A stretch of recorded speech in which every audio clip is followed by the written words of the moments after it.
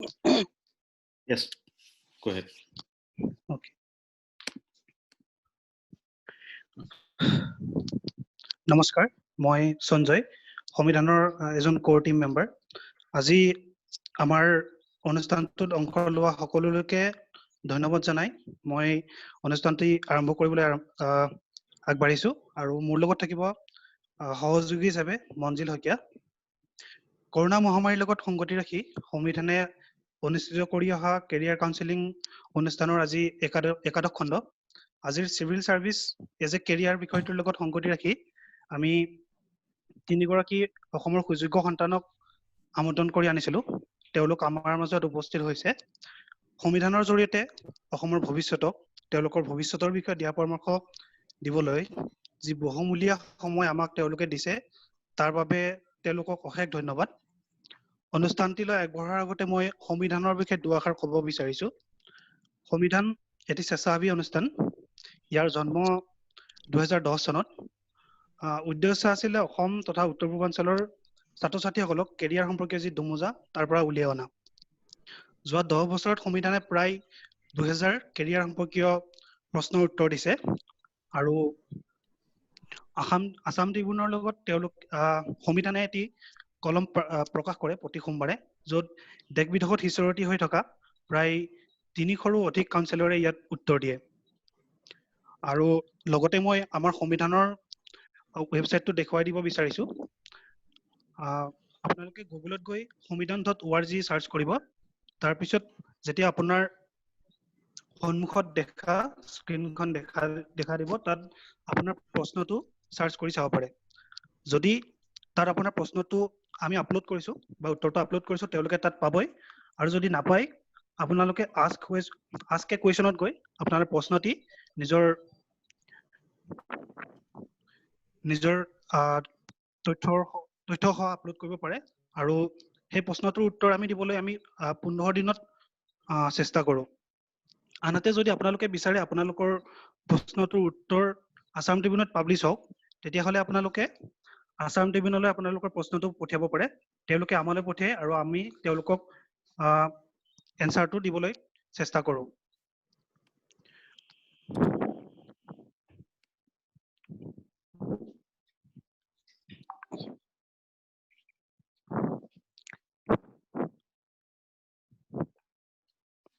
আৰু লগতে জনাব বিচাৰিছো যে সংবিধান এতিয়া 10 বছৰীয়া হ'ল। যোৱা 1 জানুৱাৰী 2020 চনত সংবিধানে আন এটা অনুষ্ঠান হাতত লৈছে, আন এটা পদক্ষেপ হাতত লৈছে, যিটো স্কলাৰ এছিষ্ট হিচাপে মুকলি কৰা হৈছে। আৰু এতিয়ালৈ আমি 6টাকৈ স্কলাৰ এছিষ্ট ইয়াত মুকলি কৰিছো। আৰু যদিহে আপুনি এজন দাতা হ'ব বিচাৰে আৰু অসমৰ ছাত্ৰ ছাত্ৰীসকলক সহায় কৰিব বিচাৰে, তেতিয়াহ'লে আপোনালোকে আমালৈ লিখক samidhan.gmail.com আপোনাৰ ইচ্ছাৰ বিষয়ে বা আপোনাৰ উদ্দেশ্যৰ বিষয়ে আমালৈ লিখি পঠিয়াওক। আমাৰ নিৰ্দিষ্ট ব্যক্তি এজন আপোনালোকৰ লগত কণ্টেক্ট কৰিব।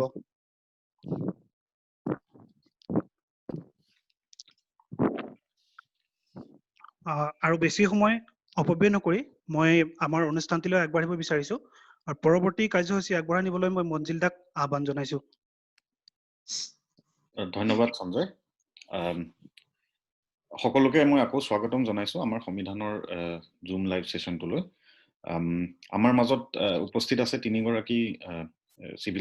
চিভিল সাৰ্ভেন্ট অসমৰ। প্ৰথমে মই চিনাকি কৰাই দিব বিচাৰিছো বিপাশা কলিতাৰ লগত। বিপাশা কলিতা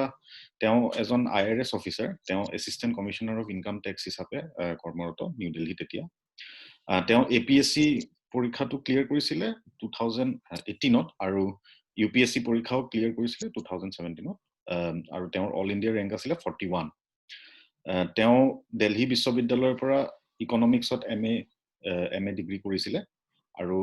আমাৰ মাজত এতিয়া উপস্থিত আছে বিপাশা কলিতা। মই তেওঁক অনুৰোধ জনাব বিচাৰিছো অপেনিং ৰিমাৰ্কছ দিবলৈ। থ্যাংক ইউ মঞ্জিল। আটাইতকৈ প্ৰথমতে মই ধন্যবাদ ক'ব বিচাৰিছো সংবিধানৰ গোটেই টিমটোক। আপোনালোকে ইমান ভাল কাম কৰি আছে, গোটেই ষ্টুডেণ্টছ অসমৰ ষ্টুডেণ্টছখিনিক গাইড কৰাত। কমেণ্ডেবল জব। আৰু ধন্যবাদ মোক আজি এই অনুষ্ঠানটোলৈ ইনভাইট কৰাৰ কাৰণে। আপোনালোকৰ মই ষ্টাৰ্ট কৰিব খুজিছো আপোনালোকৰ যিটো টেগলাইন আছিলে এই অনুষ্ঠানটোৰ civil service as a career মই হেতুৰ ওপৰত এটা কথা ক'ব বিচাৰিছো মোৰ বেছি দিন হোৱা নাই এজ এ চিভিল সাৰ্ভেন্ট কিন্তু I have been in service in the last 2.5 years গতিকে civil service as a career it's a wonderful platform civil services or nisina iman dhunia platform hoyto mane job opportunities or jodi apuni sai apnaluke jodi sai India it's one of the best platforms where you can make your own contribution towards the development of the nation so ইমান বঢ়িয়া এটা platform আপনি G সার্ভিসতে থাকে আপনি হয়তো ACS ত থাকিব পারে বা এএলআরএস ত থাকিব পারে বা আপনি ট্যাক্সত থাকিব পারে বা you might be N IAS officer বা পুলিশত থাকিব পারে জি টু সার্ভিসতে থাকক আপনি থাকে you can make valuable contribution towards the public আপনি আপনার সৰু এটা কাম পাবলিকৰ কাৰণে it might be a big boom আপোনাৰ এটা সৰু এটা সাইনে can make a big positive difference to the people so hey bostu it's wonderful but hetur karne apuni you have to be very motivated apuni khub passionate hobo lagibo je as a civil servant you are here to make a positive difference in people's lives you are here to make a positive difference in the public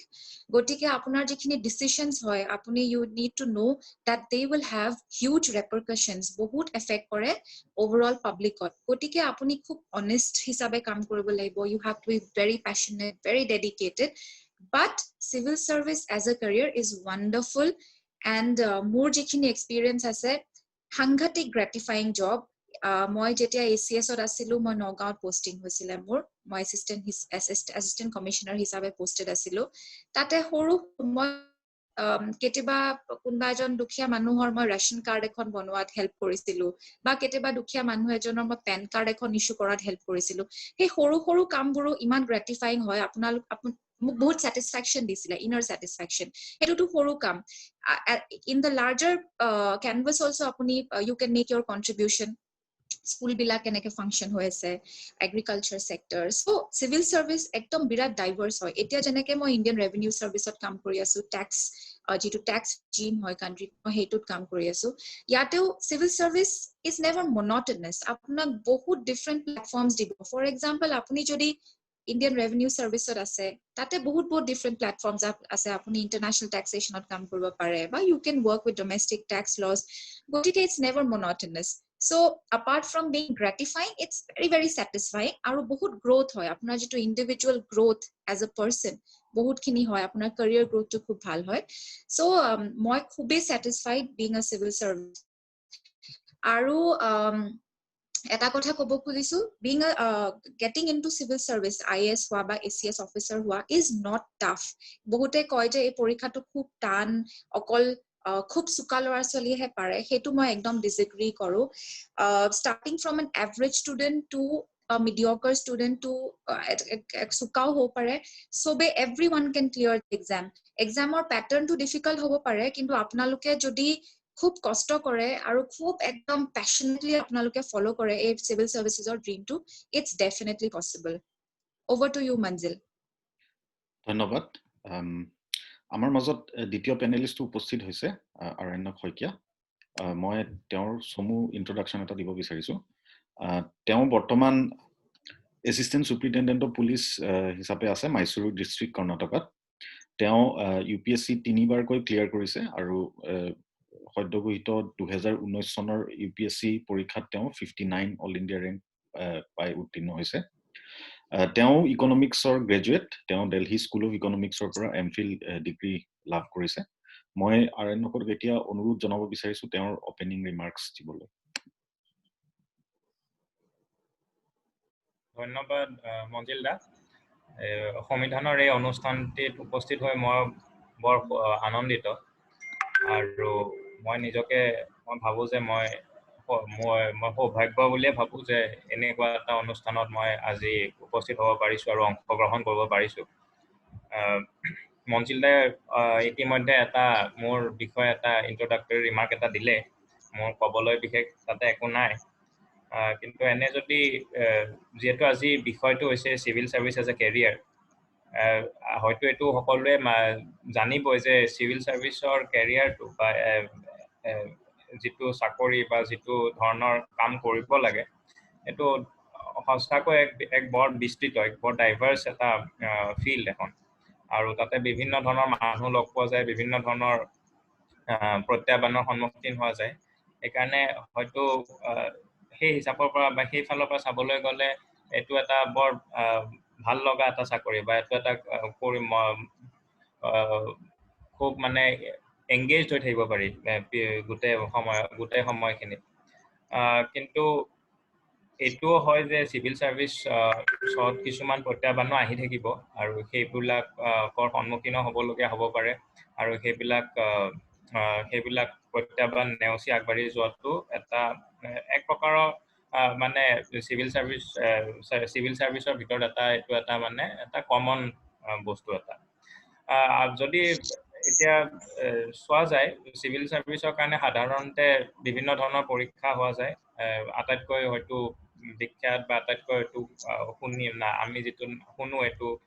হয় UPSC নহয় APSCৰ বিষয়ে শুনা যায় UPSC বা APSC Bipasha বাই কোৱাৰ নিচিনাকে ইমান একো টান পৰীক্ষা বা ইমান একো ডাঙৰ পৰীক্ষা এটাও নহয় আমি হয়তো লাগি থাকিলে হয়তো আমি যদি তাৰ কাৰণে কষ্ট কৰি থাকো আৰু তাৰ কাৰণে হয়তো আমি যদি নিজৰ মনটো বান্ধি লওঁ যে আমি সেইটো পৰীক্ষাত আমি উত্তীৰ্ণ হ'মেই মই ভাবো যে এইটো ইমানো অসম্ভৱ নহয় আৰু যিকোনো এজন মেধাৱী ছাত্ৰ ছাত্ৰী এইটো ধুনীয়াকে উত্তীৰ্ণ হ'ব পাৰে তাৰ লগত এটা কথা আমি যিকেইজন আমি উত্তীৰ্ণ হৈছো আমি সেইটো কথাও ভাবো যে অলপ ভাগ্যৰো কথা এটা থাকে যে হয়তো প্ৰথমবাৰ পৰীক্ষাত বহুতে হয়তো কিছুমান প্ৰশ্ন আহিছিল যিবিলাক আমি নোৱাৰো এনেকুৱা নহয় যে আমি পঢ়া নাছিলো কিন্তু কেতিয়াবা কিছুমান বস্তু আহে যিবিলাকৰ বিষয়ে আমি হয়তো ভালকে নাজানো কোনবা এটা পৰীক্ষাত হয়তো গোটেইকেইটা প্ৰশ্নই আহে যিকেইটা আমি জানো যাৰ কাৰণে আমাৰ মাৰ্কছটো ভাল হয় আৰু আমি হয়তো এটা ভাল ৰেংক এটা পাবলৈ পাৰো সেইকাৰণে অলপ লাক বা ভাগ্যৰো এটা ফেক্টৰ থাকে আৰু সেইকাৰণে সদায় চেষ্টা কৰি থকাটো অতিকৈ গুৰুত্বপূৰ্ণ এবাৰতে এৰি দিলে হয়তো পিছৰবাৰ সেই ভাগ্যটো পিছৰবাৰ হয়তো সেই ভাগ্যটো ফলিয়ালেহেঁতেন এইবাৰ হয়তো অলপ দুৰ্ভাগ্যজনকভাৱে আমি ৰৈ গলো সেইকাৰণে চেষ্টাটো কৰি থকা উচিত আৰু মই ভাবো যে যিকোনো এগৰাকী ছাত্ৰ ছাত্ৰী এই পৰীক্ষাটো উত্তীৰ্ণ হ'ব পাৰে ধন্যবাদ আৰেণ্য আমাৰ মাজত এতিয়া আমাৰ তৃতীয় পেনেলিষ্ট গৰাকীও উপস্থিত হৈছেহি মই আপোনালোকক চিনাকি কৰাই দিব বিচাৰিছো ঝৰ্ণা পাটগিৰিৰ লগত ঝৰ্ণা পাটগিৰি তেওঁ এজন ACS অফিচাৰ আৰু তেওঁ দিল্লী বিশ্ববিদ্যালয়ৰ পৰা পোষ্ট গ্ৰেজুৱেট ডিগ্ৰী লাভ কৰিছিলে আৰু গুৱাহাটী বিশ্ববিদ্যালয়ৰ পৰা মাষ্টাৰ্ছ ইন এডুকেশ্যন ডিগ্ৰী লাভ কৰিছিলে তেওঁৰ হোম টাউন নলবাৰী আৰু তেওঁ সাৰ্ভিস মাৰ্গেৰিটাত এছিষ্টেণ্ট কমিশনাৰ হিচাপে আছিলে আৰু এতিয়া তেওঁ কামৰূপ মেট্ৰপলিটান ডিষ্ট্ৰিক্টৰ ইলেকশ্যন অফিচাৰ হিচাপে কাম কৰি আছে মই অনুৰোধ জনাব বিচাৰিছো ঝৰ্ণা পাটগিৰিক অপেনিং ৰিমাৰ্কছ দিবলৈ নমস্কাৰ মোৰ নাম ঝৰ্ণা পাটগিৰি মই 2016 বৰ্ষৰ ACS অফিচাৰ প্ৰথমতে মই ACS হৈ পেলাই মাৰ্গেৰিটাত এছিষ্টেণ্ট কমিশনাৰ হিচাপে 3 বছৰ 8 মাহ মাৰ্গেৰিটাতে কৰ্মৰত আছিলো সদ্যহতে মই বৰ্তমান গুৱাহাটী কামৰূপ মহানগৰ ইলেকশ্যন অফিচাৰ হিচাপে ইয়াতে আগষ্টত জইন কৰিছোহি আৰু সংবিধানৰ লগত আদৰে পৰা মই জড়িত হৈ আছো আদৰ কাউন্সেলিং সেশন বিলাকতো হোৱাটছআপ গ্ৰুপৰ থ্ৰুৱেদি মই ভালেখিনি চিভিল চাৰ্ভিচ এস্পাইৰেণ্টৰ লগত ইণ্টাৰেক্ট কৰিছো বিভিন্ন পেনেলিষ্ট সকলৰ সৈতে আৰু এইটো সদায় এটা ভাল অভিজ্ঞতা আছিলে সংবিধানৰ লগত জড়িত হোৱাৰ আৰু এইবাৰো মই সংবিধানৰ এই লাইভ সেশন কাউন্সেলিং সেশনটোত জড়িত হ'বলৈ পাই খুবেই গৌৰৱ অনুভৱ কৰিছো লগতে মোৰ এটা খুবেই ইচ্ছা যে সকলো চিভিল চাৰ্ভিচ এস্পাইৰেণ্টক যাতে আমি যিখিনিয়ে ক্লিয়াৰ কৰিলো এই পৰীক্ষাটো তেওঁলোকে যাতে যি ধৰণে প্ৰিপাৰেশ্যন কৰিলে যিটো প্ৰিপাৰেশ্যন মেথডলজি সেইটো বিষয়ত যাতে আমি কিছু হ'লেও যিখিনি আমাৰ অভিজ্ঞতাৰ পৰা আমি গাইডেন্স দিব বিচাৰো সেইটো মোৰ আগৰ পৰাই ইচ্ছা আছিল আৰু সেয়েহে মই আসাম ট্ৰিবিউনৰ এট কেম্পাছ বুলি যিখন ছাপ্লিমেণ্টাৰী আহে মানডে তাত মোৰ 3টা সিৰিজৰ ৰাইট আপো ওলাইছিলে how to prepare for APSC examination আৰু তাত প্ৰিলিমিনাৰী এক্সামৰ কাৰণে প্ৰিপাৰেশ্যন মেথডলজি দেন মেইনছৰ কাৰণে প্ৰিপাৰেশ্যন মেথডলজি আৰু ফাইনেলি ইণ্টাৰভিউ মানে পাৰ্চনেল ইণ্টাৰভিউৰ ই ধৰণে ভালদৰে ক্ৰেক কৰিব পাৰি তাৰ মেথডলজি সম্পৰ্কে মই বিশদভাৱে আৰ্টিকেল লিখিছিলোঁ আৰু তাৰপিছত মই সংবিধানৰ লগত চিভিল চাৰ্ভিচ এস্পাইৰেণ্টসকলক কাউন্সেলিং কৰিবৰ কাৰণে মই যেতিয়াই মই সুবিধা পাইছোঁ তেতিয়া মই জড়িত হৈছোঁ আৰু আজিও ছেশ্যনটো APSCৰ বিষয়ে যিখিনিয়ে সুধিব যিহেতু বাকী দুজন এস্পাইৰেণ্ট অল ইণ্ডিয়া চাৰ্ভিচৰ হয় তাৰ লগতে বিপাশা কলিতা IRS তেখেতো APSC আৰু UPSC দুইটাই ক্লিয়াৰ কৰিছে গতিকে মই APSCৰ বিষয়ে যিখিনি কুৱেৰিজ আছে যিখিনি মোক সংবিধানৰ কৰ্তৃপক্ষৰ ফালৰ পৰা মোক কুৱেশ্যন দিয়া হৈছে সেইখিনিত মই উত্তৰ দিবলৈ ছাত্ৰ ছাত্ৰীসকলক মানে এনেকৈ সহায় কৰিব পাৰোঁ সেইটোৰ প্ৰতি মই যত্নপৰ হ'ম আৰু বাকী চিভিল চাৰ্ভিচ প্ৰিপাৰেশ্যনটো এটা খুবেই ডাঙৰ স্কোপৰ এটা কথা হয় ইয়াৰ একো নিৰ্দিষ্ট পঢ়াৰ এটা নিৰ্দিষ্ট চিলেবাছ নাই যিটো APSCৰ ফালৰ পৰা চিলেবাছ নিৰ্ধাৰণ কৰা হৈছে সেইটো এটা ষ্ট্ৰীম লাইনহে হয় কিন্তু তাৰ উপৰিও প্ৰথমৰ পৰাই গ্ৰুমিঙৰ বহুত দৰকাৰ হয় যদি কোনোবাই সোধে যে গ্ৰেজুৱেশ্যন কৰি থকাৰ পৰা চিভিল চাৰ্ভিচ প্ৰিপাৰেশ্যন কৰিব লাগে নে কৰাৰ পিছত কৰিব লাগে তেতিয়াহ'লে মই এইটো ক'ম যে এইটো এটা অনৱাৰ্ড এটা মানে গ্ৰুমিং হয় নিজৰ ইমান ইচ্ছা আছে এইটো চাৰ্ভিচৰ প্ৰতি পাব্লিক চাৰ্ভিচৰ প্ৰতি সেইটোৰ ওপৰতে নিজকে গ্ৰুম কৰিব লাগে পঢ়ি থকা সময়ৰ পৰাই এনেকৈ ছাকচেছফুল কেণ্ডিডেটসকলৰ ইণ্টাৰভিউ পঢ়া নিজৰ পাৰ্চনেলিটি ডেভেলপ কৰা বিভিন্ন খবৰ কাৰেণ্ট এফেয়াৰ্ছৰ বিষয়ে সম্যক জ্ঞান ৰখা এইবিলাক ধৰণৰ গ্ৰুমিং পঢ়া সময়ৰ পৰাই আৰম্ভ কৰি দিব লাগে সেইটো বিষয়ত ক'ব বিচাৰিম আৰু বাকী এতিয়া যিখিনি পেনেলিষ্টসকলে আমাক হেৰি কৰিব বা সংবিধানৰ কৰ্তৃপক্ষই আমাক যিখিনি কুৱেশ্যন সুধিব সেইটোৰ ওপৰত মই ক'বলৈ ইচ্ছুক হ'ম আৰু থেংক ইউ ধন্যবাদ বাইদেউ মই এইখিনিতে এটা কথা ক'ব বিচাৰিছো মই ক'বলৈ পাহৰিলো আমাৰ মাজৰ তিনিগৰাকী পেনেলিষ্টে সংবিধানৰ লগত জড়িত আছে বহু বছৰৰ পৰা এজ এ কাউন্সিলাৰ এইটো মই ক'বলৈ পাহৰিছিলো ক্ষমা কৰিব মই প্ৰথম প্ৰশ্নটো এতিয়া দিব বিচাৰিছো বিপাশা কলিতালৈ এই প্ৰশ্নটো বহু কেইগৰাকী পাৰ্টিচিপেণ্টে সুধিছে যে প্ৰিলিমছৰ কাৰণে কেনেকৈ প্ৰিপাৰেশ্যন কৰিব পাৰি আৰু what should be the perspective to clear the prelims ধন্যবাদ মঞ্জিল এই কুৱেশ্যনটো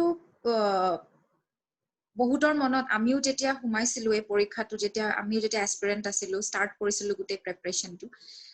এই কুৱেশ্যনটো আমাৰ মনতো আছিলে কাৰণ কি কেনেকে চবেই কয় প্ৰিলিমিনাৰী ষ্টেজৰ যিটো ফাৰ্ষ্ট ৰাউণ্ড এক্সাম হয় সেইটো লাহে লাহে আজিকালি টান হৈ গৈ আছে আগতেও টানে আছিলে কিন্তু আমি যদি কাৰেণ্ট ট্ৰেণ্ডছবোৰ চাওঁ লাহে লাহে প্ৰিলিমছৰ পৰীক্ষা যিটো পেটাৰ্ণ আছে কুৱেশ্যনছবোৰ কেতিয়াবা টান আহে অকমান মানে পেটাৰ্ণটো অলপ টান কৰি গৈ আছে এতিয়াতো APSCও চিলেবাছটো চেঞ্জ কৰিছে পেটাৰ্ণটো চেঞ্জ কৰিছে গতিকে এই কুৱেশ্যনটো যদি মই আনচাৰ কৰিব বিচাৰো প্ৰিলিমছৰ যিটো ষ্ট্ৰেটেজি হয় আপোনালোকে আটাইতকৈ প্ৰথমতে you have to see the syllabus যিটো চিলেবাছ হয় APSCৰ যিটো চিলেবাছ UPSCৰ যিটো চিলেবাছ প্ৰিলিমিনাৰী ষ্টেজত যিখিনি চিলেবাছ আছে আপোনালোকে মই সদায় কেতিয়াবা কোনোবা এস্পিৰেণ্টছে মোক সুধিলে মই সদায় এইটো কথা কওঁ syllabus should be your bible চিলেবাছখন আপোনালোকে প্ৰথমতে পঢ়িলে প্ৰিলিমছত কি আহিব তাৰপিছত ষ্টেপ 1 যিটো মই ফলো কৰিছিলো মই সেইটো ষ্ট্ৰেটেজি কম আপোনালোকক NCERT যিখিনি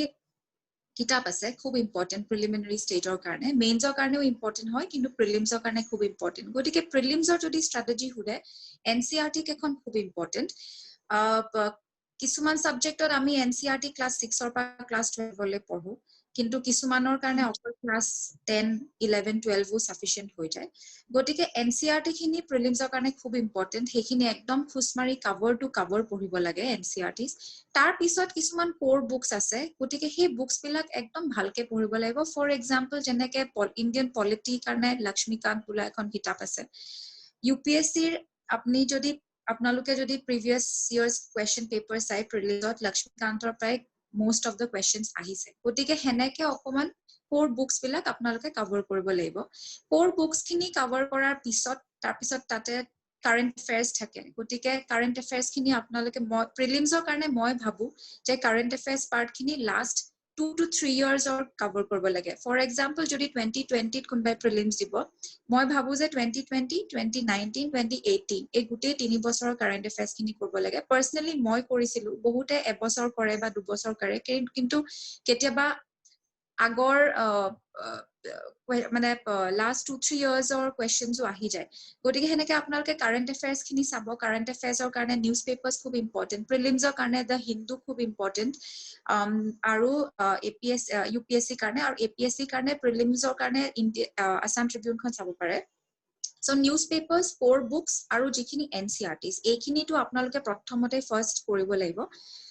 আৰু তাৰ পিছত প্ৰিলিমছৰ ষ্ট্ৰেটেজি কাৰণে এটা খুব ইম্পৰ্টেন্ট যেটো মোক হেল্প কৰিছিলে হেতু হল মক টেষ্ট যিবিলাক মক টেষ্ট থাকে মই বহুত মক টেষ্ট দিছিলো মোৰ কি হেল্প হৈছিলে মোৰ একিউৰেসি বহুত বাঢ়িছিলে যেনেকৈ ইউপিএসসি প্ৰিলিমছত নেগেটিভ মাৰ্কিং থাকে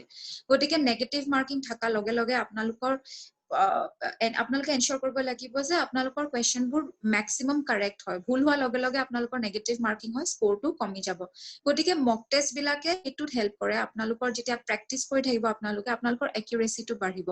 so that you can maximise your score তাৰ পিছত মক টেষ্টে আৰু কেনেকৈ হেল্প কৰে আপোনালোকে যিমান টেষ্ট দিব হেতু এটা ৰিভিজনৰ নিচিনাই প্ৰথমতে আপোনালোকে এনসিআৰটি খিনি পঢ়িলে বাকি বিলাক পঢ়িলে কাৰেন্ট এফেয়াৰ্স খিনি পঢ়ি আছে ধৰ আপুনি যেতিয়া মক টেষ্টটো সলভ কৰিব আপুনি গম পাব আপুনি কি ষ্টেজত আছে আপোনাৰ প্ৰিপাৰেচনটো কেনেকুৱা যদি আপুনি খুব ভাল স্কোৰ পাইছে মক টেষ্টত হেতু এটা সেলফ ইভালুৱেচন হ'ব যে আপোনাৰ প্ৰিপাৰেচনটো ভাল হৈ আছে গতিকে এটা ৰিভিজন খুব ভাল ষ্ট্ৰেটেজি হয় আৰু তাৰ পিছত মক টেষ্টে আপোনালোকক হেল্প কৰিব it gives a lot of confidence আপুনি যদি মক টেষ্ট বিলাকত ভাল কৰি আছে আপোনাৰ কনফিডেন্সটো হাই হ'ব হেতু আপোনালোকে গম পাব যে your preparation is going on the right track গতিকে সেই কনফিডেন্সটো আহে সো প্ৰিলিমছৰ কাৰণে ষ্ট্ৰেটেজি এইখিনিয়ে মই ফলো কৰিছিলো যিখিনি মই আপোনালোকক ক'লো এতিয়া আৰু প্লাস প্ৰিলিমছৰ কাৰণে টাইম লাইনটো যদি আপোনালোকে চাই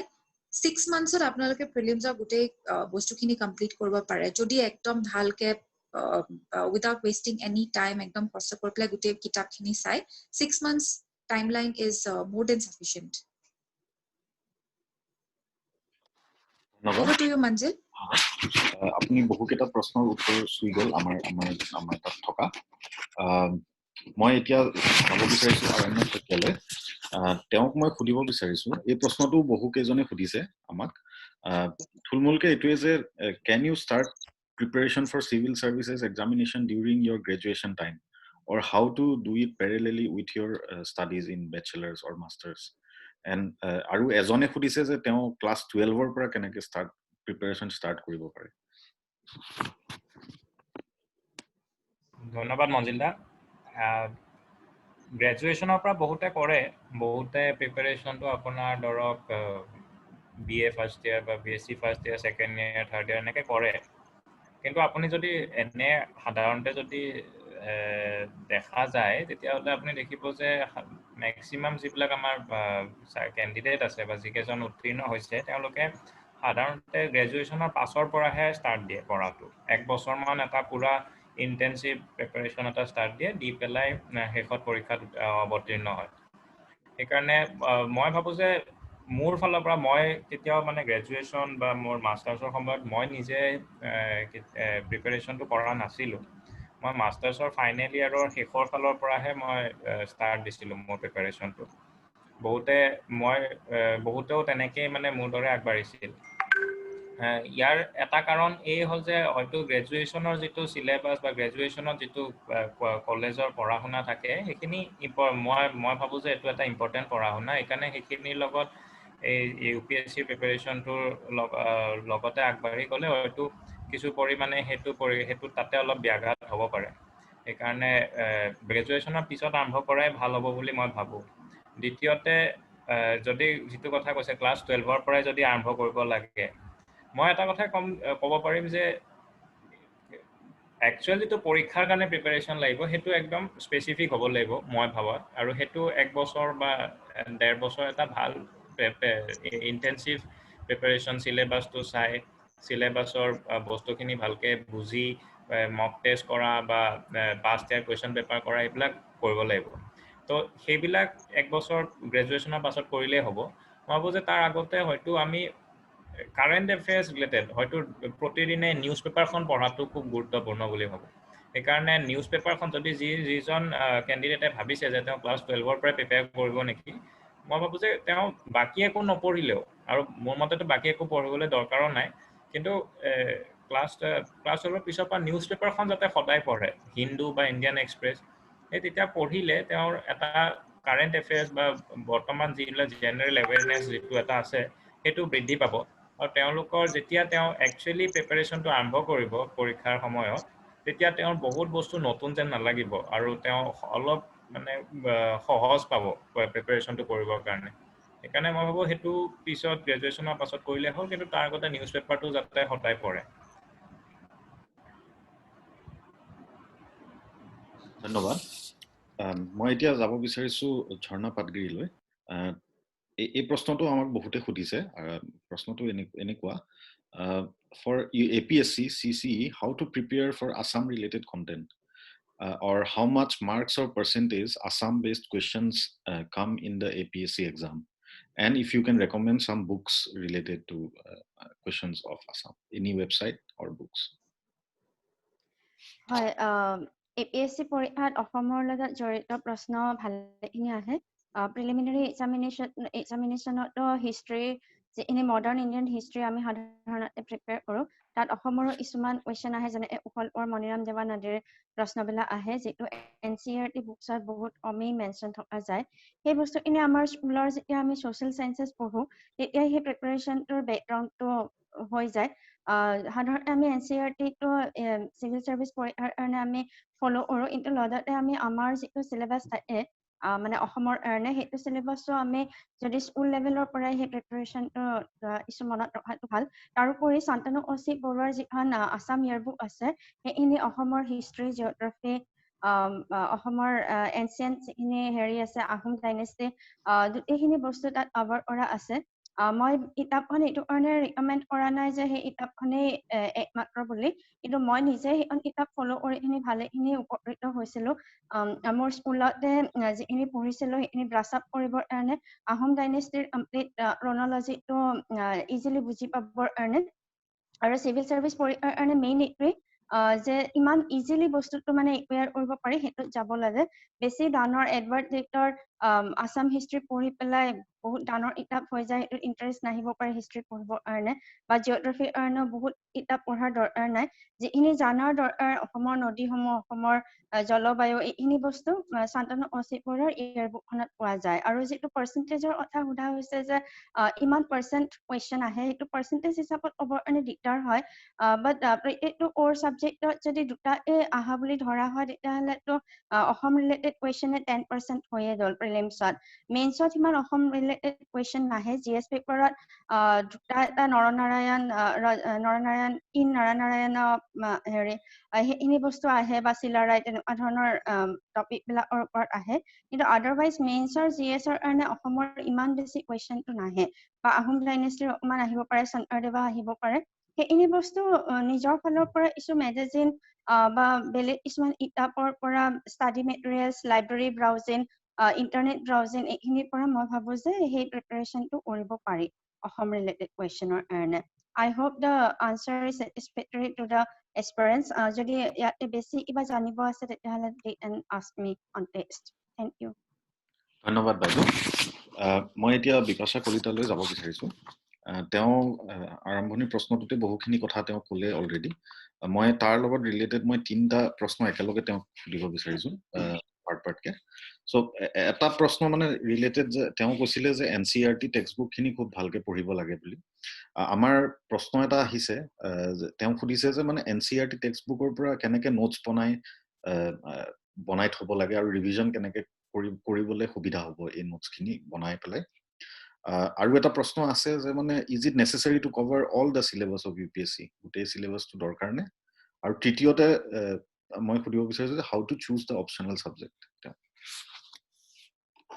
ধন্যবাদ মঞ্জিল। গতিকে 3টা কুৱেশ্যন আছে। ফাৰ্ষ্টটো হ'ল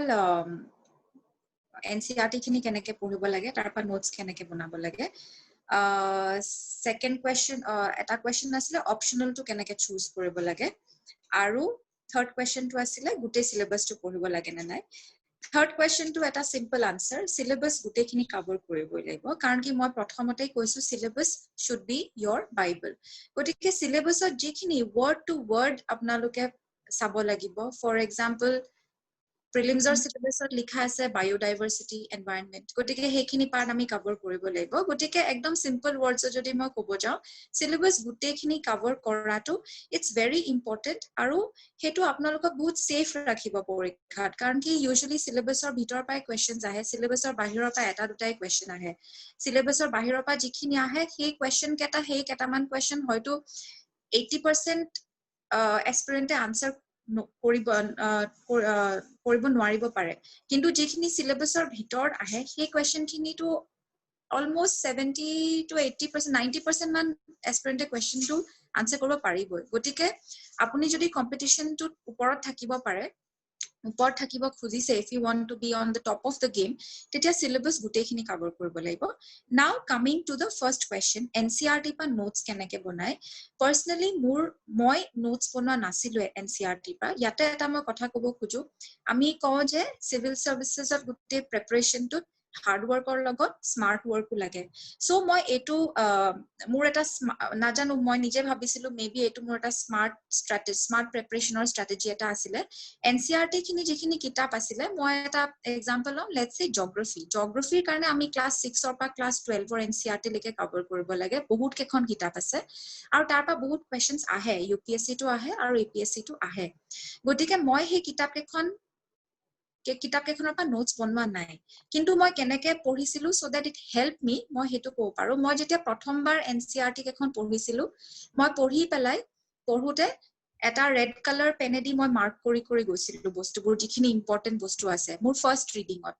তাৰ পিছত মই যেতিয়া সেকেন্ড ৰিডিং কৰিছিলো এবাৰ ৰিড কৰাৰ পিছত আপোনাৰ অলৰেডি বহুতখিনি গ্ৰাস্প আৰু আন্ডাৰষ্টেণ্ডিং অফ দ্য সাবজেক্ট আহে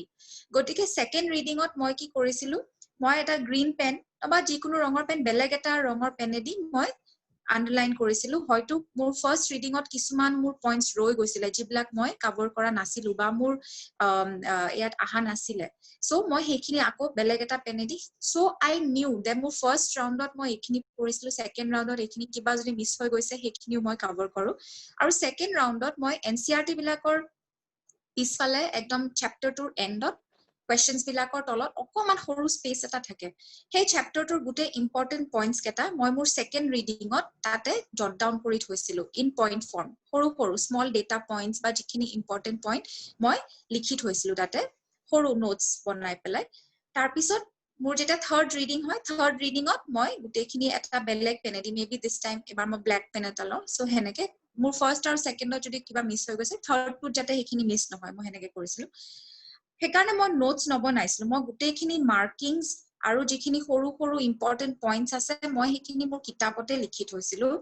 হেতু কাৰণতে কিয় কাৰণ কি নোটস বনোৱাত মোৰ কেতিয়াবা লাগিছিলে হয়তো হেতু অকমান টাইম কনজিউমিং হয় যিহেতু কিতাপখন আছে মই তাতে মাৰ্ক কৰি থৈছিলো ইম্পৰ্টেন্ট পইণ্টছ বিলাক মই কিতাপখনতে লিখি থৈছিলো ৰিভিজন কৰোতে মোৰ এই ষ্ট্ৰেটেজিটোৱে মোক বহুত কামত দিছিলে কিয় কাৰণ কি ৰিভিজন আপুনি যেতিয়া কৰিব আপুনিটো কিতাপখনৰ পৰাই ৰিভিজন কৰিব তাৰ ইম্পৰ্টেন্ট পইণ্টছ খিনি মই বেলেগ এখন নোটবুকত নিলিখি মই সেই চেপ্টাৰটোৰ এন্ডতে লিখি থৈছিলো গতিকে মই ভাবো মোৰ হেতু বহুতখিনি টাইম সেভ হৈছিলে গতিকে মই NCERT নোটস বনোৱা নাছিলো মই কিতাপখনতে মই গুটেখিনি মাৰ্ক কৰি কেতিয়াবা যদি এটা চেপ্টাৰত বেছি ইনফৰমেশন থাকে যেটো আপুনি অকমান জট ডাউন কৰিব খুজিছে সৰু ইয়েলো কালাৰৰ পোষ্ট-ইটছ বিলাক যে আহে মই সেই পোষ্ট-ইট বিলাকত সেই পইণ্টছ বিলাক লিখি সেই পেজটোতে মই আঠা লগাই থৈছিলো যাতে মোৰ পিছত ৰিভিজনত মই সেই বস্তুটো সেই পেজ নম্বৰত তাতে য'ত লিখা আছে I could go back to that page itself গতিকে মই NCERT নোটস মেকিং এনেকে কৰিছিলো মোৰ বেলেগ বহি নাছিলে মই সেই কিতাপখনতে এনেকে কৰিছিলো মোৰ ৰিভিজনত বহুত হেল্প হৈছিলে I hope query to যেটো আসিলে এটো মই বহুতখিনি আনসাৰ কৰিব পাৰিছো যদি আৰু কিবা ডাউট আছে মোক সুধিব পাৰে মই এটো নকওঁ যে NCERT পা নোটস নবনাব বেলেগ এখন বহি বনাব পাৰে সবৰে ডিফাৰেন্ট ষ্ট্ৰেটেজি থাকে মই নোটস মেকিং ইমান নকৰা নাছিলো কিন্তু হয়তো কোনবা এজন বেলেগ সাকসেসফুল ক্যান্ডিডেটে কৰিছে গতিকে নিজৰ ষ্ট্ৰেটেজিটো আপোনালোকে নিজে উলাই লব কিছুমানে নোটস বনাই ভাল পায় দ্যাট মাই সেই ষ্ট্ৰেটেজিটো কোনবা এজন এসপিৰেন্টৰ কাৰণে খুব ওয়ান্ডাৰফুলি কাম কৰিব পাৰে গতিকে মই সদায় কওঁ নিজৰ ষ্ট্ৰেটেজিটো সদায় নিজৰ মই যেনেকে নোটস নবনাইছিলো আৰু হেতু মোৰ কাৰণে কাম কৰি গল মই ক্লিয়াৰ কৰিলো পৰীক্ষাটো কিন্তু হয়তো that might not work for another aspirant গতিকে এইটো মই মোৰ এক্সপেৰিয়েন্সটোহে কৈছো দেই কিন্তু ইভেন্টুৱেলি আপোনালোকে সদায় নিজৰ চাব হয়তো আপোনালোকে নোটস বনোৱাৰ পিছত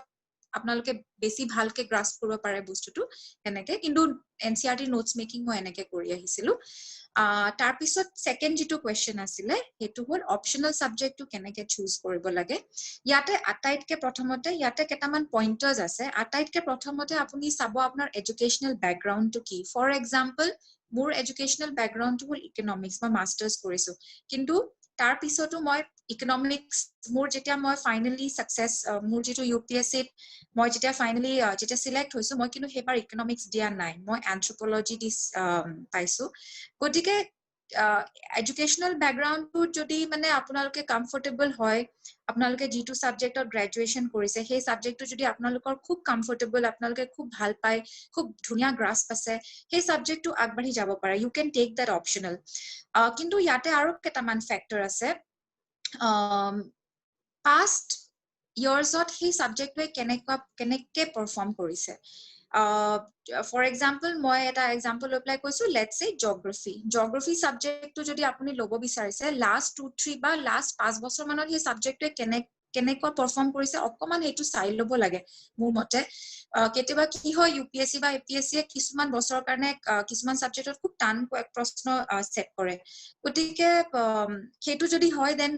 মই ভাবু যে ইটস নট ওয়ার্থ ইট ইমান টান যদি প্যাটাৰ্নটো টান হৈ আহিছে হেতু সাবজেক্ট এভয়েড কৰিব পাৰে আৰু প্লাস স্কোৰিং হয় না নহয় হেতু অকমান চাব লাগে কিন্তু nonetheless এই দুটা বস্তু আপুনি পিছতহে যাব প্ৰথমতে আপুনি চাব যে how comfortable you are in the subject যদি আপোনাৰ গ্ৰেজুৱেচনৰ সাবজেক্ট হয় আপুনি কমফৰ্টেবলি লব পাৰে সেকেন্ড পইণ্টটো হল আপোনাৰ ইন্টাৰেষ্ট কিমান আছে সাবজেক্টত কাৰণ কি অপচনেলৰ যেটো মাৰ্ক হয় that can break or make your career in the civil service আপোনাৰ যেটো ৰ্যাঙ্ক হয় অপচনেলৰ মাৰ্কস খিনি খুব ম্যাটাৰ কৰে অপচনেলত আপুনি হাই মাৰ্কস যদি পায় আপোনাৰ ৰ্যাঙ্কটো বহুত ওপৰত থাকিব পাৰে গতিকে optional is very very important that we score well in the optional gotike it is very important je optional subject to apnar khub interest ase jeneke moi jetia anthropology choose korisilu mur agote economics asile tar pisot moi anthropology choose korilu anthropology choose kora agote moi anthropology syllabus khon pori saisu pori pelai moi dekhilu je ei subject to যিখিনি topics আছে মোৰ খুব ভাল লগা topics বা মোৰ খুব ইন্টাৰেষ্টৰ topic যেনেকে ট্ৰাইবেল ইস্যুজ হক বা সোশ্যাল ইস্যুজ উইমেন ইস্যুজ এবিলাক কিছুমান issues are which are very close to my heart গতিকে মোৰ খুব ইন্টাৰেষ্ট থাকা টপিকস দেখিলো মই সেই কাৰণে মই সিলেক্ট কৰিলো এই অপচনটো গতিকে সেকেন্ড পইণ্টটো হল আপোনালোকে চাব লাগিব যে আপোনালোকৰ ইন্টাৰেষ্ট কিমান আছে কাৰণ কি বহুতখিনি টাইম আপোনালোকে অপচনেল সাবজেক্ট পঢ়াত ডিভোট কৰিব লাগিব গতিকে যদি আপোনাৰ সেই সাবজেক্টটো ইন্টাৰেষ্টিং নালাগে হয়তো it might not work for you গতিকে চাই লব যে সেই সাবজেক্টটো আপোনালোকে ভাল পায় না নাই কিমান কমফৰ্ট লেভেল হয় টপিকস বিলাকত সিলেবাসখন খুলি চাব আৰু থাৰ্ড পইণ্ট এটোই অকমান পাস ট্ৰেন্ডটো চাই লব লাগে কেনেকুৱা অপচনেলখন স্কোৰিং নে অপচনেলখনৰ মাৰ্কস কেনেকুৱা আহিছে কেনেকুৱা কোৱেশ্চন প্যাটাৰ্ন সেট হৈছে যদি একদম বিৰাট বুলে টান বা স্কোৰিং নহয় মোৰ মতে মই হে সাবজেক্টটো মই হে অপচনেলটো এভয়েড কৰিম আৰু প্লাস কষ্টটো কৰিবই লাগিব অপচনেলৰ লগত কাৰণ কি দুখন পেপাৰ থাকে পেপাৰ 1 পেপাৰ 2 গতিকে অপচনেলত স্কোৰ কৰিবলৈ কষ্ট কৰিব লাগিব খুব ইন ডেপথ ষ্টাডি কৰিব লাগিব অপচনেল খনৰ কাৰণে গতিকে এইখিনিয়ে ষ্ট্ৰেটেজি হ'ব লাগে মই ভাবু আপোনালোকৰ কোৱেৰিটো মই স্যাটিসফ্যাক্টৰিলি আনসাৰ কৰিছো যদি কিবা ডাউট আছে মোক আকৌ সুধিব পাৰে ধন্যবাদ বাইদেউ আপুনি বহুত ধুনিয়াকে উত্তৰ দিলে গুটেগিটাৰ আৰু মই ভাবো যে নিশ্চয় আমাৰ পাৰ্টিসিপেন্ট বিলাকে বহুখিনি লাভ হ'ব তেওঁলোকৰ আপোনাৰ উত্তৰটো পাই স্পেশালি এনচিআৰটি নোট মেকিং যোনটো আপুনি ধুনিয়াকে ইমান ধুনিয়াকে বুজালে মই জনাব বিচাৰিছো যে আমাৰ মাজত বহু কেইটা প্ৰশ্ন আহিছে আৰু যেহেতু সময় আমাৰ কম যদি আপোনালোকৰ প্ৰশ্নৰ উত্তৰ এই সেশনটো দিব পৰা নাযায় তেতিয়া হলে মই আপোনালোকক অনুৰোধ জনাব বিচাৰিছো যে আপোনালোকে সংবিধানৰ ৱেবসাইটত গৈ আপোনালোকৰ প্ৰশ্নটো আমাক আস্ক এ কোৱেশ্চন ফিচাৰটো ইউজ কৰি পেলাই আমাক সোধক আৰু আমি আমাৰ সিভিল সাৰ্ভিসেস কাউন্সিলৰ যিমান কেজন আছে তেওঁলোকক আপোনাৰ প্ৰশ্নটো আমি ফৰৱাৰ্ড কৰিম এইখিনিতে মই জনাবলৈ পাই সুখী যে আমাৰ মাজত উপস্থিত আছে সত্যকাম দত্ত তেওঁ deputy commissioner of income tax Dibrugarh ডিস্ট্ৰিক্টৰ আৰু তেওঁ সংবিধানৰ লগত আৰম্ভণি পৰাই জড়িত হৈ আছিল 2010ৰ পৰা তেওঁ কোৰ টিম মেম্বাৰ হিচাপে আৰু কাউন্সিলৰ হিচাপে আছিলে মই অনুৰোধ জনাব বিচাৰো সত্যকাম দাক যদি তেওঁ দুআষাৰ ক'ব পাৰে আমাৰ পাৰ্টিসিপেন্ট বিলাকৰ কাৰণে সকলোলৈকে নমস্কাৰ মই 2012 আৰু 2013 চনত মই ইউপিএসসি পৰীক্ষা পাছ কৰিছিলো আৰু সেই সময়ত যথেষ্টখিনি মানে মই অনুষ্ঠানবিলাকত সকলোকে কৈছিলো কেনেকৈ প্ৰিপাৰেচন কৰিব লাগে আৰু এতিয়া দেখিছো বহুতখিনি নতুনকৈ ল'ৰা ছোৱালী এই পৰীক্ষাৰ বাবে ইচ্ছুক হৈছে তেওঁলোকে পৰীক্ষা দিছে আৰু ক্লিয়াৰ কৰিছে মোৰ বিশেষ একো ক'ব লগা নাই কাৰণ এতিয়ালৈকে বিপাশা আৰণ্যক আৰু জৰ্ণাই গোটেইখিনি কথা ক'লে প্ৰায়খিনি কথা কৈছে বহুতে বহুত কথা সুধি আছে মই এটা কথাই সকলোকে ক'ব বিচাৰিম যে এই পৰীক্ষাটোৰ বাবে সকলোতকৈ গুৰুত্বপূৰ্ণ হৈছে বাতৰি কাকতখন বাতৰি কাকত কেনেকৈ পঢ়িব লাগে কোনোবা এজনে সুধিছে বাতৰি কাকত আমি প্ৰথম পৃষ্ঠাৰ পৰাই গোটেইখিনি পঢ়িব লাগিব কিন্তু বাতৰি কোনটো জৰুৰী কোনটো নহয় সেইটো জানিবৰ কাৰণে অলপ প্ৰিপাৰেচন কৰি ল'ব লাগিব অলপ প্ৰিপাৰেচন কৰাৰ পিছত আপুনি যেতিয়া কুৱেশ্যন পেপাৰখিনি চাব এবাৰ সিলেবাসখন ভালকৈ পঢ়ি ল'ব তেতিয়া গম পাব যে বাতৰিত কোনটো বেছি বিশেষভাৱে গুৰুত্ব দিবলগীয়া বাতৰি কোনটো নহয় আৰু বাতৰি পঢ়ি পেলাই মোৰ হিচাপত মই নিজে নোটছ বনাইছিলো এখন দুখন বহি বনাই লৈছিলো প্ৰত্যেক দিনা তাৰিখটো লিখি পেলাই গুৰুত্বপূৰ্ণ বাতৰিবিলাক নিজৰ ভাষাত দুই এটা পইণ্টকে লিখি গৈ আছিলো যাতে পিছত ৰিভাইজ কৰিবলৈ সহজ হয় আৰু এটা কথা মই সকলোকে ক'ব বিচাৰিছো যে সময়ৰ সৎ উপয়োগ কৰিব লাগে মই চমুকে কথাখিনি ক'ম কাৰণ বহুখিনি কথা সুধিবলগীয়াও বহুতৰ আছে আৰু উত্তৰো বহুতৰ দিবলগীয়া আছে সময়ৰ সৎ ব্যৱহাৰ কেনেকৈ কৰিব পাৰি মই মোৰ নিজৰ এটা উদাহৰণ দি দিছো মই চাকৰি কৰি আছিলো এটা প্ৰশ্ন মই দেখিছো সুধিছে যে চাকৰিৰ লগত কেনেকৈ প্ৰিপাৰেচন কৰিব পাৰি চাকৰিৰ লগত এনেকৈ প্ৰিপাৰেচন কৰিব পাৰি যে যিখিনি সময় অলপো পোৱা যায় চাকৰিৰ সময়তো বা ৰাতিপুৱা বা গধূলি সেইখিনি সময়তো কেনেধৰণে আমি নিজৰ প্ৰিপাৰেচনটো কণ্টিনিউ কৰিব পাৰো মই নিজে এটা MP3 প্লেয়াৰ কিনি লৈছিলো আৰু MP3 প্লেয়াৰটোত মই অল ইণ্ডিয়া ৰেডিঅ' আৰু ইউটিউবৰ পৰা ৰাজ্যসভাৰ টিভিৰ যিখিনি মানে সেইদিনাখনৰ বাতৰি বা সেইদিনাখনৰ কিবা যদি ডিছকাশ্যন আছে সেইবিলাক MP3 লৈ কনভাৰ্ট কৰি মই যিটো USB MP3 প্লেয়াৰ তাত ভৰাই লৈছিলো আৰু ক'ৰবালৈ খোজকাঢ়ি গ'লে গাড়ীত উঠি বহি থাকিলে বা এনেই যদি মই ক'ৰবাত বহি আছো অলপমান সময় সেইখিনি মই সেই বাতৰিখিনি ৰিভাইজ কৰি শুনি আছিলো যিখিনি সাময়িকী বুলি এটা প্ৰগ্ৰাম আছে অল ইণ্ডিয়া ৰেডিঅ'ত বা দৰ্পণ বুলি এটা মানে প্ৰগ্ৰাম আছিল সেই প্ৰগ্ৰামবিলাক মই চব ডাউনলোড কৰি MP3 কৰি মই শুনি থাকিছিলো এই ধৰণে মই সময়বিলাক অথলে যাবলৈ দিবলৈ মই বিচৰা নাছিলো কাৰণ চাকৰিটো 9 to 5 বা 9 to 6 কৰিছিলো তাৰ মাজতে সময় উলিয়াই তেনেকৈ শুনিছিলো আৰু চাকৰি কৰি থাকোঁতেও যদি ইণ্টাৰনেটটো অফিচত উপলব্ধ হয় তেতিয়া ইণ্টাৰনেটত বাতৰি কাকতখিনি চাব পাৰি বাতৰি কাকতৰ গুৰুত্ব সকলোৱে কৈছে এতিয়ালৈকে আৰু বাতৰি কাকত গোটেইখিনি কাকতো পঢ়িব নোৱাৰি যেনেকৈ আৰণ্যকে ক'লে যে দ্য হিন্দু আৰু দ্য ইণ্ডিয়ান এক্সপ্ৰেছখন পঢ়িব লাগিব আৰু অসমৰ বাতৰিৰ বাবে আমি দ্য আছাম ট্ৰিবিউনখন পঢ়িব লাগিব আৰু এটা কথা কৈ মই কথাখিনি খতম কৰিম মোৰ এটা প্ৰশ্ন সকলোৱে সুধিছে অসমীয়া সাহিত্যৰ বিষয়ে অসমীয়া সাহিত্যলৈ মই পৰীক্ষা দিছিলো আৰু অসমীয়া সাহিত্যৰ এখন বেলেগ পেপাৰ আছে আৰু অসমীয়া কোৱালিফাইং এখন বেলেগ পেপাৰ আছে অসমীয়া কোৱালিফাইংখনৰ কাৰণে ক্লাছ 8, 9, 10ৰ যিখিনি অসমীয়া সেইখিনিয়ে যথেষ্ট গ্ৰামাৰ বা ৰেচি ৰাইটিং বা ৰচনা ধৰণৰ সৰুকৈ এখন লিখিব লাগে সেইটোৱে মেইন ইম্পৰ্টেণ্ট সেইখন সকলোৱে পাৰিব বুলি মোৰ বিশ্বাস আছে কিন্তু অসমীয়া সাহিত্যৰ বাবে দুখন পেপাৰ আছে সেইখিনি যদি কোনোবাই অসমীয়া সাহিত্য লৈ পৰীক্ষা দিব বিচাৰিছে তেনেহ'লে মোৰ নোটছখিনি অনলাইন এভেইলেবল আছে মোৰ নামটো আৰু আছামিজ লিটাৰেচাৰ নোটছ বুলি যদি গুগলত চাৰ্চ মাৰে সেই লিংক এটা ওলাই যায় সকলোৱে ডাউনলোড কৰি পঢ়িব পাৰিব যদি অসমীয়া সাহিত্য ল'ব বিচাৰে আৰু স্কোৰিং বুলি ক'বলৈ তেনেকৈ অসমীয়া সাহিত্য বহুত বেছি নহয় কাৰণ লিটাৰেচাৰ ছাবজেক্ট হয় কিন্তু দুটা তাত আমাৰ কাৰণে সুবিধা এটা হৈছে কি যিখিনি মানুহে অসমীয়া সাহিত্য বা পেপাৰখিনি চেক কৰিব তেওঁলোক অসমীয়া হ'ব হয়তো এটা সহানুভূতি থাকিব পাৰে আৰু দ্বিতীয়তে মই যিমান দেখিছো বহুত বেছি কম নম্বৰ নিদিয়ে এটা এভাৰেজ হিচাপত নম্বৰ পোৱা যায় 40 to 50% 60%ৰ ভিতৰত ইমানখিনি যথেষ্ট হয় আৰু তেতিয়া GS 1, 2, 3, 4 পেপাৰ আৰু বাকী যিখন অপশ্যন বাকী এছে আছে সেইখিনিত আমি অকণমান বেছি কষ্ট কৰিব পাৰিম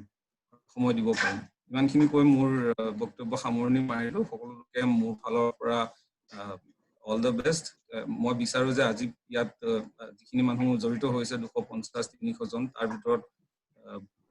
সকলোৱে যাতে পৰীক্ষাটো এবাৰ হলেও জীৱনত দিয়ে। এইটো এটা পৰীক্ষা অকল পাছ কৰিবলগীয়া পৰীক্ষা নহয়। এই পৰীক্ষাটোৰ যিটো এক্সপিৰিয়েঞ্চ আছে সেই এক্সপিৰিয়েঞ্চটো সকলোৰে কামত আহিব বুলি মই ভাবো। যিকোনো এটা চাকৰিত বা জীৱনতো কামত আহিব পাৰে। জীৱনত কেনেকে কামত আহিব, GS 4 খন এথিক্সৰ পেপাৰ হয়। এথিক্সত বহুতখিনি আমি এথিকেল বস্তু বিষয়ে পঢ়িবলৈ পাৰো। বহুতখিনি ৰিয়েল লাইফ এক্সাম্পল আমি যেতিয়া চাওঁ তেতিয়া সেই সময়ত আমি কেনেকুৱা ধৰণৰ সিদ্ধান্ত ল'ব লাগে সেই সিদ্ধান্তবিলাক আমি শিকিব পাৰিম। আৰু সেই শিকি ল'লে তেনেকে ধৰণে আমি জীৱনত যিকোনো এটা তেনেকুৱা পৰিস্থিতিত এথিকেল এটা ডাইলেমাত আমাক সহায় কৰিব। সেইকাৰণে এই পৰীক্ষাটো সকলোৱে যাতে দিয়ক তাৰে কামনা কৰিলো। আৰু মঞ্জিলক মোৰ ফালৰ পৰা ধন্যবাদ। মই বেছি সময় দিব নোৱাৰিম কাৰণ ভাল পেনেলিষ্ট আপোনালোকে পাইছে। মই হলো অলপ মানধাতালৈ যোৱাগে নাই, কিন্তু অলপ পুৰণা যুগৰ মই পৰীক্ষাৰ্থী আছিলো। আৰণ্যক জনা, বিপাশা অতি তেওঁলোকে নতুনকে পৰীক্ষাটো দিছে। নতুন চিলেবাছৰ নতুন যিটো ধাৰা চলি আছে বা কুৱেশ্যন পেপাৰৰ তেওঁলোকে বেছি ভালকে জানিব। ধন্যবাদ মঞ্জিত, ধন্যবাদ সকলোকে। ধন্যবাদ সত্যকাম দা আপোনাৰ বহুমূলীয়া মন্তব্য দিয়াৰ কাৰণে। এতিয়া মই যাব বিচাৰিছো আৰণ্যকলৈ। তেওঁক এটা জেনেৰেল প্ৰশ্ন সুধিব বিচাৰিছো। এই প্ৰশ্নটো আমাক বহুতে সুধিছে। প্ৰশ্নটো এনেকুৱা ধৰণৰ যে best strategy of clearing the exam, আৰু তাৰ লগতে মানে what are the common mistakes that civil services aspirant tend to make and how to avoid them. ধন্যবাদ মঞ্জিলা। আচলতে বেষ্ট ষ্ট্ৰেটেজি বুলি ক'বলৈ একোৱেই নাই। ইনফেক্ট বেষ্ট ষ্ট্ৰেটেজিয়ে নাই। কাৰণ যদি বেষ্ট ষ্ট্ৰেটেজি থাকিলেহেঁতেন তেতিয়াহ'লে সকলোৱে সেইটো ষ্ট্ৰেটেজিয়ে ব্যৱহাৰ কৰিলেহেঁতেন আৰু সকলো উত্তীৰ্ণ হ'লহেঁতেন। আপুনি যদি চাই প্ৰতিজন এস্পিৰেণ্ট বা প্ৰতিজন ছাকচেছফুল কেণ্ডিডেট আৰু তেওঁলোকে কেনেকৈ এইটো পৰীক্ষাত আগবাঢ়িছে দেখিব যে সকলোৰে এটা বেলেগ ষ্ট্ৰেটেজি আছিলে। তো এতিয়া বিপাশা বাই যিখিনি ষ্ট্ৰেটেজি ধৰা কৈছে আমাক, মই তাৰে বহুত বস্তু মই নিজে ফ'ল' কৰা নাই। আৰু মই যিখিনি কৈছোঁ মই একদম চিয়'ৰ আছোঁ যে বিপাশা বায়ো সেইখিনি ফ'ল' কৰা নাই বা জৰ্ণাব বায়ো চাগে এইখিনি কৰা নাই। সেইকাৰণে এইটো এটা ষ্ট্ৰেটেজিৰ ক্ষেত্ৰত এটা বেষ্ট উপায় নাই। কিন্তু যিখিনি আপুনি কৈছে যে মিষ্টেক, কমন মিষ্টেক, হয়তো তাৰ পৰা কিছুমান বস্তু বুজিব পাৰি যে কি বস্তু কৰিব নালাগে। এটা প্ৰথম কথাটো হ'ল যে আপুনি মক টেষ্ট বা প্ৰিভিয়াছ ইয়াৰ কুৱেশ্যন পেপাৰ নকৰাকৈ পৰীক্ষাটো দিবলৈ যোৱাটো ভুল হ'ব। আপুনি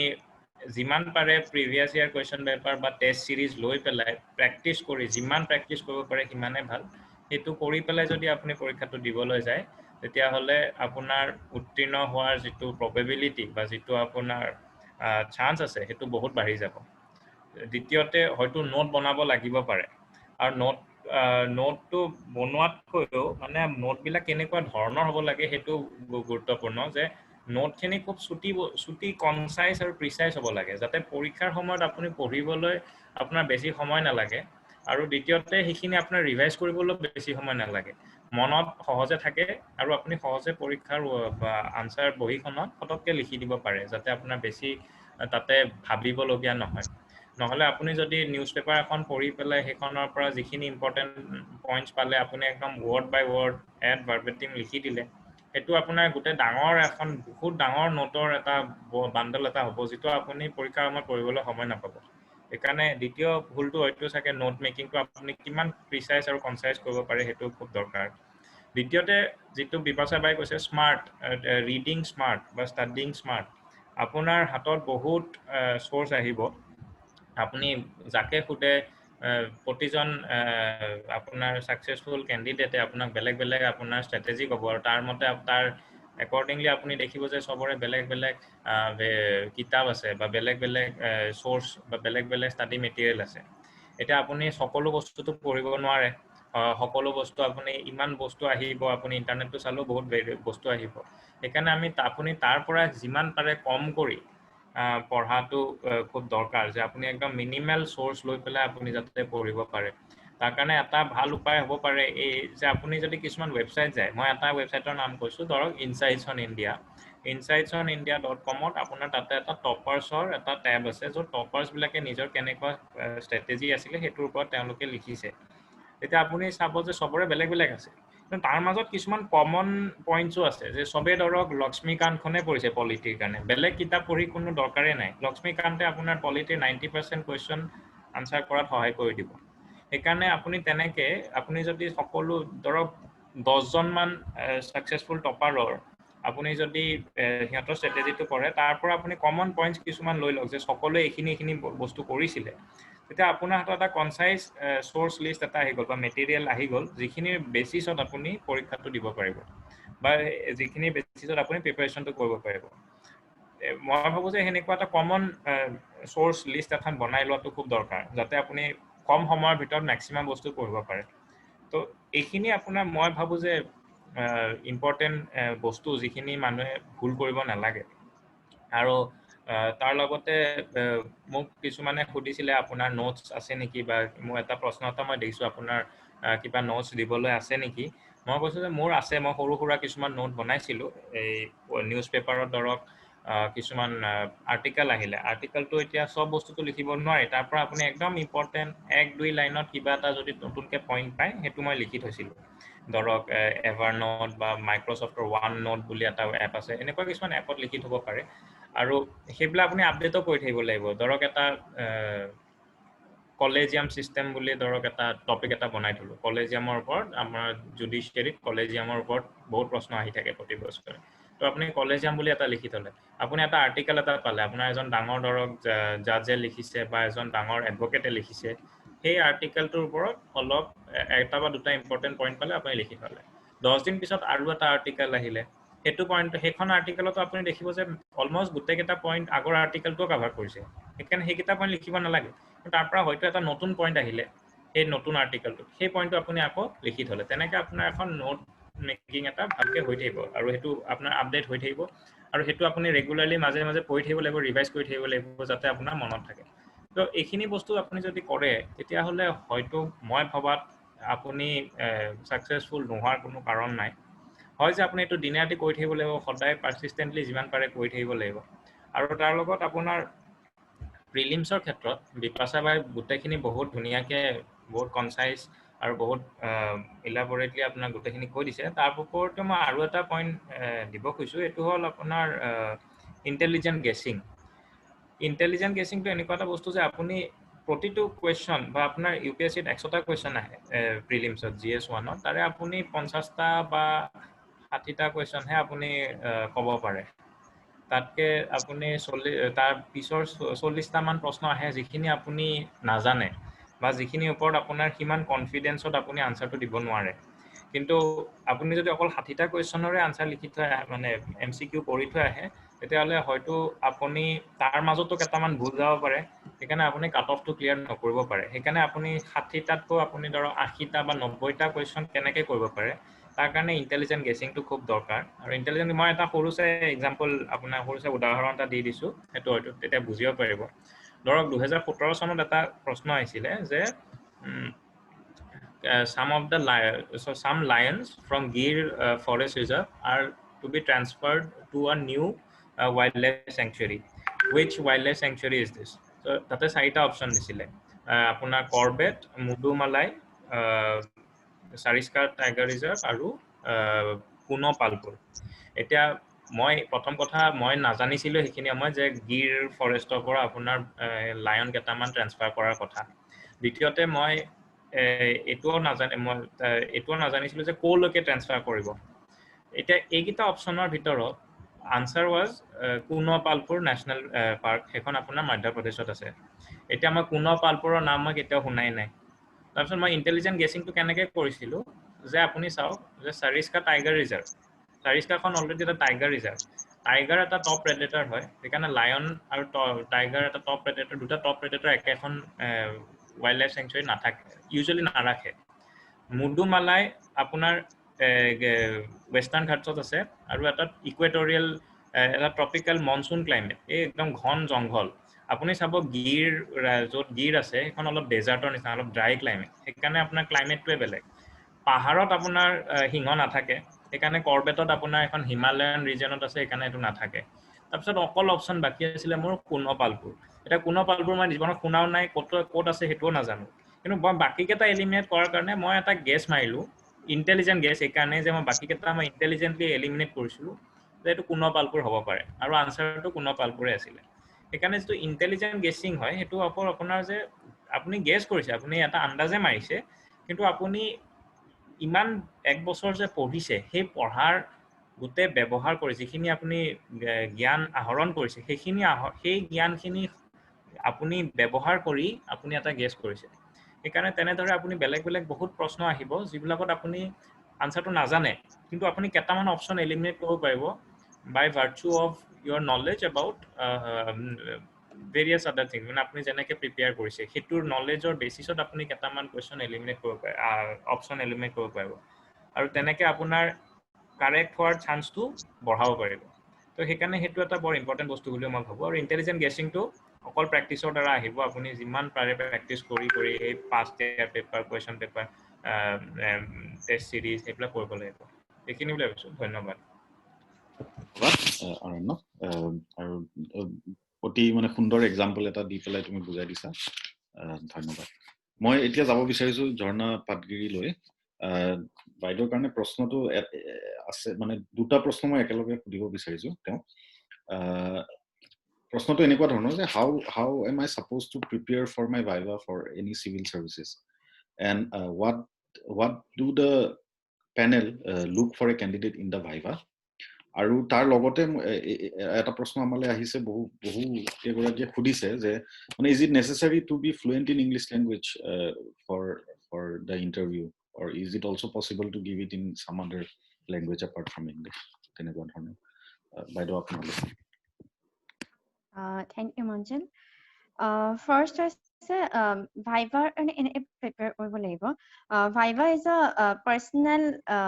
interview হয় সেইটো personality টো এনেকুৱা civil servant জনৰ সেইটো চোৱা হয় Viva-টোত আৰু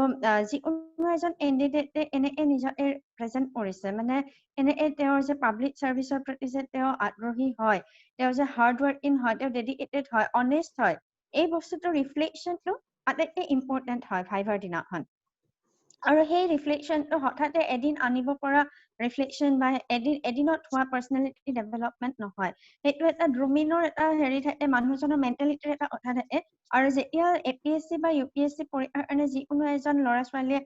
প্ৰিপেয়াৰ কৰে সেই থ্ৰু আউট সেই ষ্টাডি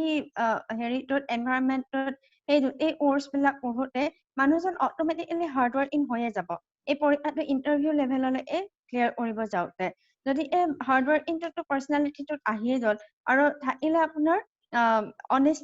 অনেষ্টি হৈছে অনেষ্টি ইজ দ্য বেষ্ট পলিচি যদি এই যিকোনো মানুহ এজনৰ অনেষ্টিটো তেওঁৰ কথা কোৱাৰ ধৰণ তেওঁৰ বিহেভিয়াৰেল এট্ৰিবিউটছ বিলাক এইবিলাকত পেনেলিষ্ট বিলাক ইমানেই তেওঁলোক এক্সপিৰিয়েঞ্চ মানুহ থাকে ইমান তেওঁলোক জাজ কৰিব পাৰে মানুহক যদি এই অনেষ্টিটো ৰিফ্লেক্ট হৈয়ে যায় যদি মই ভাবো যে যিকোনো এজন অনেষ্ট ডেডিকেটেড আৰু হাৰ্ড ওয়াৰ্কিং কেণ্ডিডেটে ইণ্টাৰভিউৰ কাৰণে ভয় কৰাৰ কোনো ধৰণৰ প্ৰয়োজন নাই তেখেতৰ যদি সঁচাই পাব্লিক সাৰ্ভিসৰ প্ৰতি মটো আছে যদি জীৱনটো তেওঁ পাব্লিক সাৰ্ভিসৰ প্ৰতি ডেডিকেট কৰিব বিচাৰে তেতিয়াহ'লে অটোমেটিক্যালি ভাইভাৰ কাৰণে তেওঁ প্ৰিপেয়াৰ্ড হয় আৰু সেকেন্ডলি যদি অফিচাৰ অল মানে সেই ৰেপুটেশন বা সেই ষ্টেটাছটোৰ কাৰণে যদি কোনোবাই অফিচাৰ হ'ম বুলি ভাবে তেতিয়াহ'লে পেনেলিষ্ট বিলাকে অটোমেটিক্যালি সেই কথাটো গম পাই যায় আৰু হয়তো যদি মেইনছৰ স্কোৰ ভাল থাকে তেতিয়াহ'লে ভাইভাটো ইমান ইম্পৰ্টেণ্ট হৈ নাযায় এণ্ড সেকেন্ড কুৱেশ্যন আছে ফ্লুৱেণ্ট ইন ইংলিছ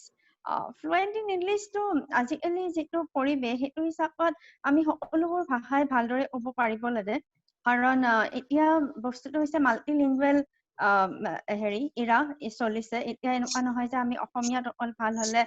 সব মানুহে অসমীয়াতে আমি কথা কম বা ইংলিছত অকল ভাল হলে আমি আমাৰ সাধাৰণ মানুহবিলাকৰ এনে ইণ্টাৰেক্ট কৰিম বা নেশ্যনেল লেংগুৱেজ যিহেতু হিন্দী হয় যদি এই হিন্দীটো যদি আমি কথা ক'ব পাৰো বুজিব পাৰো মানুহৰ মানে বিভিন্ন এনেকুৱা পাব্লিক সাৰ্ভিসত গ'লে এতিয়া মই যেতিয়া মাৰ্ঘেৰিটাত আছিলো তাত নেপালী সম্প্ৰদায়ৰ মানুহ বহুত আছিলে তেওঁলোকে ভাল মানে অসমীয়া বুজি পায় নো ডাউট কিন্তু যিখিনি বেছি ভিতৰুৱা ঠাইৰ মানুহ তেওঁলোকৰ বহুতলৈ হিন্দীত কথা পাতিব লগা হয় বা তেওঁলোকে হিন্দীত কথা কয় যদি এই হিন্দী ভাষাটো জনাটো দৰকাৰ কিন্তু ইণ্টাৰভিউৰ কাৰণে যদি সোধা হয় যে ফ্লুৱেণ্ট ইন ইংলিছ হ'ব লাগে নে নাই সেইটো নেচেচাৰী নহয় সাধাৰণতে এপিএসসি পৰীক্ষাৰ ইণ্টাৰভিউ বিলাক বাইলিংগুৱেল ইণ্টাৰভিউ হয় এতিয়া আমি যেনেকৈ কথা পাতি আছো মাজত ইংলিছ শব্দ সোমাইছে অসমীয়া আমি সাধাৰণ ভাষাটো ব্যৱহাৰ কৰিছো তেনেকুৱা ধৰণৰ কমফৰ্টেবল এটা এনভাইৰনমেন্টে হয় APSC পৰীক্ষাৰ কাৰণে বা UPSC টো I had never appeared for UPSC so I will not able to answer that question আৰু ইবা আছিল নেকি ৰৈ গৈছে মোৰ ইবা মঞ্জিল ধন্যবাদ বাইদেউ মই আকৌ আহিম আপোনালোক Okay, sure. এতিয়া যেহেতু আমাৰ মানে সময় শেষ হৈ আহিছে মই এটা আৰু শেষ প্ৰশ্ন সকলোকে মই সুধিম আমাৰ পেনেলিষ্টৰ আৰু মই অনুৰোধ জনাব বিচাৰিছো যাতে মানে চমুকৈ তেওঁলোকে উত্তৰটো দিয়ে মই এবাৰ আহিব বিচাৰিছো বিপাশা কলিতালৈ এইটো এটা জেনেৰেল প্ৰশ্ন মই সুধিব বিচাৰিছো আপোনাক মানে এই প্ৰশ্নটো বহুতে সুধিছে মানে how to maintain patience and perseverance during the period of preparation or how to stay focused for such a long period of time during exam preparation. Thank you, Manzil. In question tour, eta khub short and crisp answer. Mur mote, hetu hol, apuni kiman passionately apnar goal to achieve korba bisarise. Hetu khub important hoy. Aru hei factor tue apunak motivated aru gute khini jikhini apuni kosto korbo, hei khini depend korbo, hei বস্তুটোৰ ওপৰত আপুনি কিমান মানে passionate হয় civil সাৰ্ভেন্ট বলে মানে আপোনাৰ গোলটোৰ কাৰণে আপুনি কিমান প্যাশনেট হয় আপুনি কিমান বিচাৰিছে যে সিভিল সার্ভিসেছত আপুনি এজন সিভিল সার্ভেন্ট হওক গতিকে you have to be very very passionate about your goal আপুনি যদি খুব প্যাশনেট হয় আপুনি যদি খুব মানে আপুনি বিচাৰিছে যে ইউ অ্যাচিভ দিস গোল তেতিয়া আপোনালোক ন্যাচুৰালি খুব মোটিভেটেড থাকিব গোটেই প্ৰসেসটোত কিন্তু আৰু এটা কথা হয় যে সিভিল সাৰ্ভিসেছৰ যেটো পৰীক্ষা হয় হেতু কিছুমানে ফাৰ্স্ট অ্যাটেম্পটত ক্লিয়াৰ কৰে কিছুমানে সেকেন্ড থাৰ্ড ফোৰ্থ যেনেকে মই ফাৰ্স্ট অ্যাটেম্পটত ক্লিয়াৰ কৰা নাই I cleared it in the fourth attempt গতিকে সেই প্ৰসেসটো ইমান দীঘলীয়া হয় কেতিয়াবা মানে আপোনালোক কেতিয়াবা এক্সপেৰিয়েন্স বিলাকে খুব হতাশ ফিল কৰিব পাৰে যে কিয় আমি পাৰা নাই ক্লিয়াৰ কৰিব কেতিয়াবা এনেকুৱা হয় যেনেকে মোৰ ভন্টিয়ে বিদিশা কলিতা তাই মোতকে আগতে UPSC ক্লিয়াৰ কৰিছিলে গতিকে মই যদি হেতু হতাশ হৈ গলো হয় যে মই ক্লিয়াৰ কৰিব পাৰা নাই কিন্তু মোৰ ভন্টিয়ে মোতকে আগতে ক্লিয়াৰ কৰিলে গতিকে মানে perspective to hodai sabo lage hodai eta positive mindset eta optimistic mindset bonai rakhibo hetue khub help kore motivated thakibole jeneke moi mur bhontie jetia pale moi he bostu tu I took it in a very positive light je mur bhontie jodi korbo pare moi kyo koribo nwaro kintu he bostu tu jodi moi hota hoi porilu hoy bhangi porilu hoy je mur bhontie mutke প্ৰথমতে পাই গল মোৰ হোৱাই নাই কি হ'ব এতিয়া হেনেকে যদি ভাবিলো হয় সেই বস্তুটোৱে মোক বেছি হাৰ্ম কৰিলে হেতেন গতিকে সদায় এটা পজিটিভ মেন্টালিটি এটা অপটিমিস্টিক আউটলুক এটা বনাই ৰাখিব যে আপোনালোকে কষ্ট কৰিলে আপোনালোকক কোনেও ৰখাব নোৱাৰে পৰীক্ষাটোত সিলেক্ট হ'বলে বা এই পৰীক্ষাটো ক্ৰ্যাক কৰিবলে গতিকে first hall very passionate about your goal second is a positive outlook towards it আৰু থাৰ্ড এটা মই কম ফ্যামিলি যেটো মোৰ পৰীক্ষাত মই যেতিয়া দুইটা পৰীক্ষা ক্লিয়াৰ কৰিছো ফ্যামিলি টু মোৰ এটা মানে খুব সাংঘাতিক সাপোৰ্ট দিছে মোৰ হাজবেন্ড হক মা দেউতা মোৰ ভন্টি কেতিয়াবা মই যেতিয়া হতা ফিল কৰো মই মাহঁতৰ লগত কথা পাতো গতিকে মোৰ গোটেই প্ৰিপাৰেচন ষ্ট্ৰেটেজিটোত মোৰ যেটো মোটিভেশন আৰু মোক একদম কষ্ট কৰি থাকিবলৈ মানে এটা মোক আশা এটা দিছিলে যে মই পৰীক্ষাটো ক্ৰ্যাক কৰিব পাৰিম মোৰ ফ্যামিলি খুব সাপোৰ্ট কৰিছে মই দিল্লীত প্ৰিপাৰেচন কৰিছিলো কিন্তু মই সদায় ডেইলি মোৰ মা দেউতাৰ লগত কথা পাতিছিলো ফোনত 5 মিনিট হক 2 মিনিট হক ফোন কৰি খুব ভাল লাগিছিলে তেওঁলোকে মোক বহুত সাপোৰ্ট দিছিলে বহুত মোক মানে মোক কনফিডেন্স দিছিলে মোৰ হাজবেন্ডে হক খুব কনফিডেন্স দিছিলে ফ্যামিলি সাপোৰ্টটো খুব ইম্পৰ্টেন্ট আৰু এটা মই কথা কম ফোৰ্থ হল আপোনাৰ যেটো এটা সৰু স্মল ফ্ৰেন্ড সাৰ্কেল এটা ৰাখিব who are equally motivated to clear civil services jeneke mur preparation strategy to mur horu small group eta asile ami 3-4 ta man aspirant asilu aru ami gute atai kejone khub motivated asilu eta gute kejone porikha clear kori pelai different services ot ase gotike ketiba okoman monotonous hoi gole ba ketiba okoman low feel korile teolukor kunba joner lot kotha pati ba newspaper khon discuss kori ba kichuman bostu eneke share kori pelai khub help paisilu গতিকে এইখিনি বস্তুৱে help কৰে আৰু অকমান physical exercise যেনেকে অকমান যোগা বা আবেলি অকমান ব্ৰেক লৈ পেলাই অকমান go out for a run অকমান দৌৰ কৰিলে সেইখিনিও বহুতখিনি it helps you maintain that motivation কষ্ট কৰাৰ যিটো এটা দৰকাৰ সেইটো মোমেন্টামটো মেইনটেইন কৰি ৰাখে গতিকে এইখিনি এনেকে মই নিজকে মোটিভেটেড ৰাখিছিলো এইখিনিয়ে মোৰ ক'বলৈ আছে থ্যাংক ইউ মঞ্জিল বাইদেউ এইখিনি নিশ্চয় মানে অতি জৰুৰী কথা আপুনি কৈছে চিভিল সাৰ্ভিসেছৰ কাৰণে নহয় যিকোনো বিষয়ৰ কাৰণে এইটো মই ভাবো যে যিকোনো বিষয়ৰ কাৰণে এইটো প্ৰযোজ্য হ'ব এতিয়া মই অৰণ্যকৰ ওচৰলৈ যাব বিচাৰিছো তেওঁক মই দুটা প্ৰশ্ন সুধিব বিচাৰিছো অতি চমুকৈ যদি তেওঁ উত্তৰ দিব পাৰে প্ৰথম প্ৰশ্নটো হৈছে যে বহুকেইজনে সুধিছে যে কোচিং ইনষ্টিটিউটত জইন কৰাটো প্ৰয়োজনীয় নেকি কোচিং ইনষ্টিটিউট বা কোচিং নলোৱাকে চিভিল সাৰ্ভিসেছ পৰীক্ষা ক্লিয়াৰ কৰিব পাৰিনে আৰু দ্বিতীয় প্ৰশ্নটো হৈছে যে অসমৰ বাহিৰত গৈ পঢ়িব লাগে নেকি বহুকেইজনে এনেকুৱা ধৰণৰ এটা ধাৰণা থাকে যে দিল্লীলৈ গৈ পেলাই চিভিল সাৰ্ভিসেছৰ প্ৰিপাৰেচন কৰিলে বেছি ভাল হ'ব বা তেনেকুৱা ধৰণৰ কিবা কথা আছে নেকি আপোনাৰ পৰা জানিব বিচাৰিছো মঞ্জিল দা এই দুটা প্ৰশ্ন আজিকালি এটা সময়ত হয়তো এইটো হ'ব পাৰে যে আপোনাৰ দিল্লীলৈ যাব নোৱাৰা বা কোচিং চেণ্টাৰ এটাত জইন কৰিব নোৱাৰাৰ বাবে আপুনি পৰীক্ষাটোত ফলাফল হ'ব পৰা নাই কিন্তু বৰ্তমান সময়ত মই ভাবোঁ যে এইটো একো ডাঙৰ কথা নহয় কিয়নো আপোনাৰ ইণ্টাৰনেটৰ যোগেদি বা ইণ্টাৰনেটৰ মাধ্যমেদি আপুনি এতিয়া সকলো বস্তু যিকোনো ঠাইতে এক্সেছ কৰিব পাৰে আপুনি যদি ভাবে প্ৰথম কথা যেনেকৈ কোচিং ধৰক মই নিজে কোচিং লোৱা নাছিলোঁ কিন্তু কোচিঙৰ নোলোৱাকৈ আমি কিছুমান ৱেবছাইট আছিলে যেনেকৈ ধৰক insights on India vision IS GS Core ডিমিষ্টিফাই CSE এইবিলাক ৱেবছাইটৰ সহায়ত আপুনি বহুত আপোনাৰ প্ৰিপাৰেশ্যনটো বহুত সহজ হৈ পৰিছিলে কাৰণ তেওঁলোকে ধৰক প্ৰতিদিনে কাৰেণ্ট এফেয়াৰ্ছৰ এটা ৰিভিউ দিছিলে কি দিনটোত ঘটনা ঘটিছে নিউজ পেপাৰ কি আহিছে সেইটোৰ ওপৰত এটা ধুনীয়াকৈ এটা কম্পাইলেশ্যন আপোনাৰ ৱেবছাইটটোতে ফ্ৰী যিকোনো মানুহে খুলি চাব পাৰে এইটো দিছিলে বা আপোনাৰ প্ৰিলিমছৰ আগে বা মেইনছৰ আগে তেওঁলোকে গোটেই বছৰটোত কি কাৰেণ্ট এফেয়াৰ্ছৰ ঘটনা ঘটিছে সেইখিনি আপোনালোকক সেইখিনি তাতে কম্পাইলেশ্যন কিছুমান বনাই পেলাই যেনেকৈ ভিজনে PT 365 বা মেইনছ 365ৰ কিছুমান কম্পাইলেশ্যন বনাইছিলে তেনে ইনচাইটছও বনাইছিলে তেনেকৈ সেইবিলাক বনাই পেলাই ৱেবছাইটত আপলোড কৰি দিয়ে আৰু যিকোনো মানুহে এইবিলাক ডাউনলোড কৰিব পাৰে তাৰোপৰি আপোনাৰ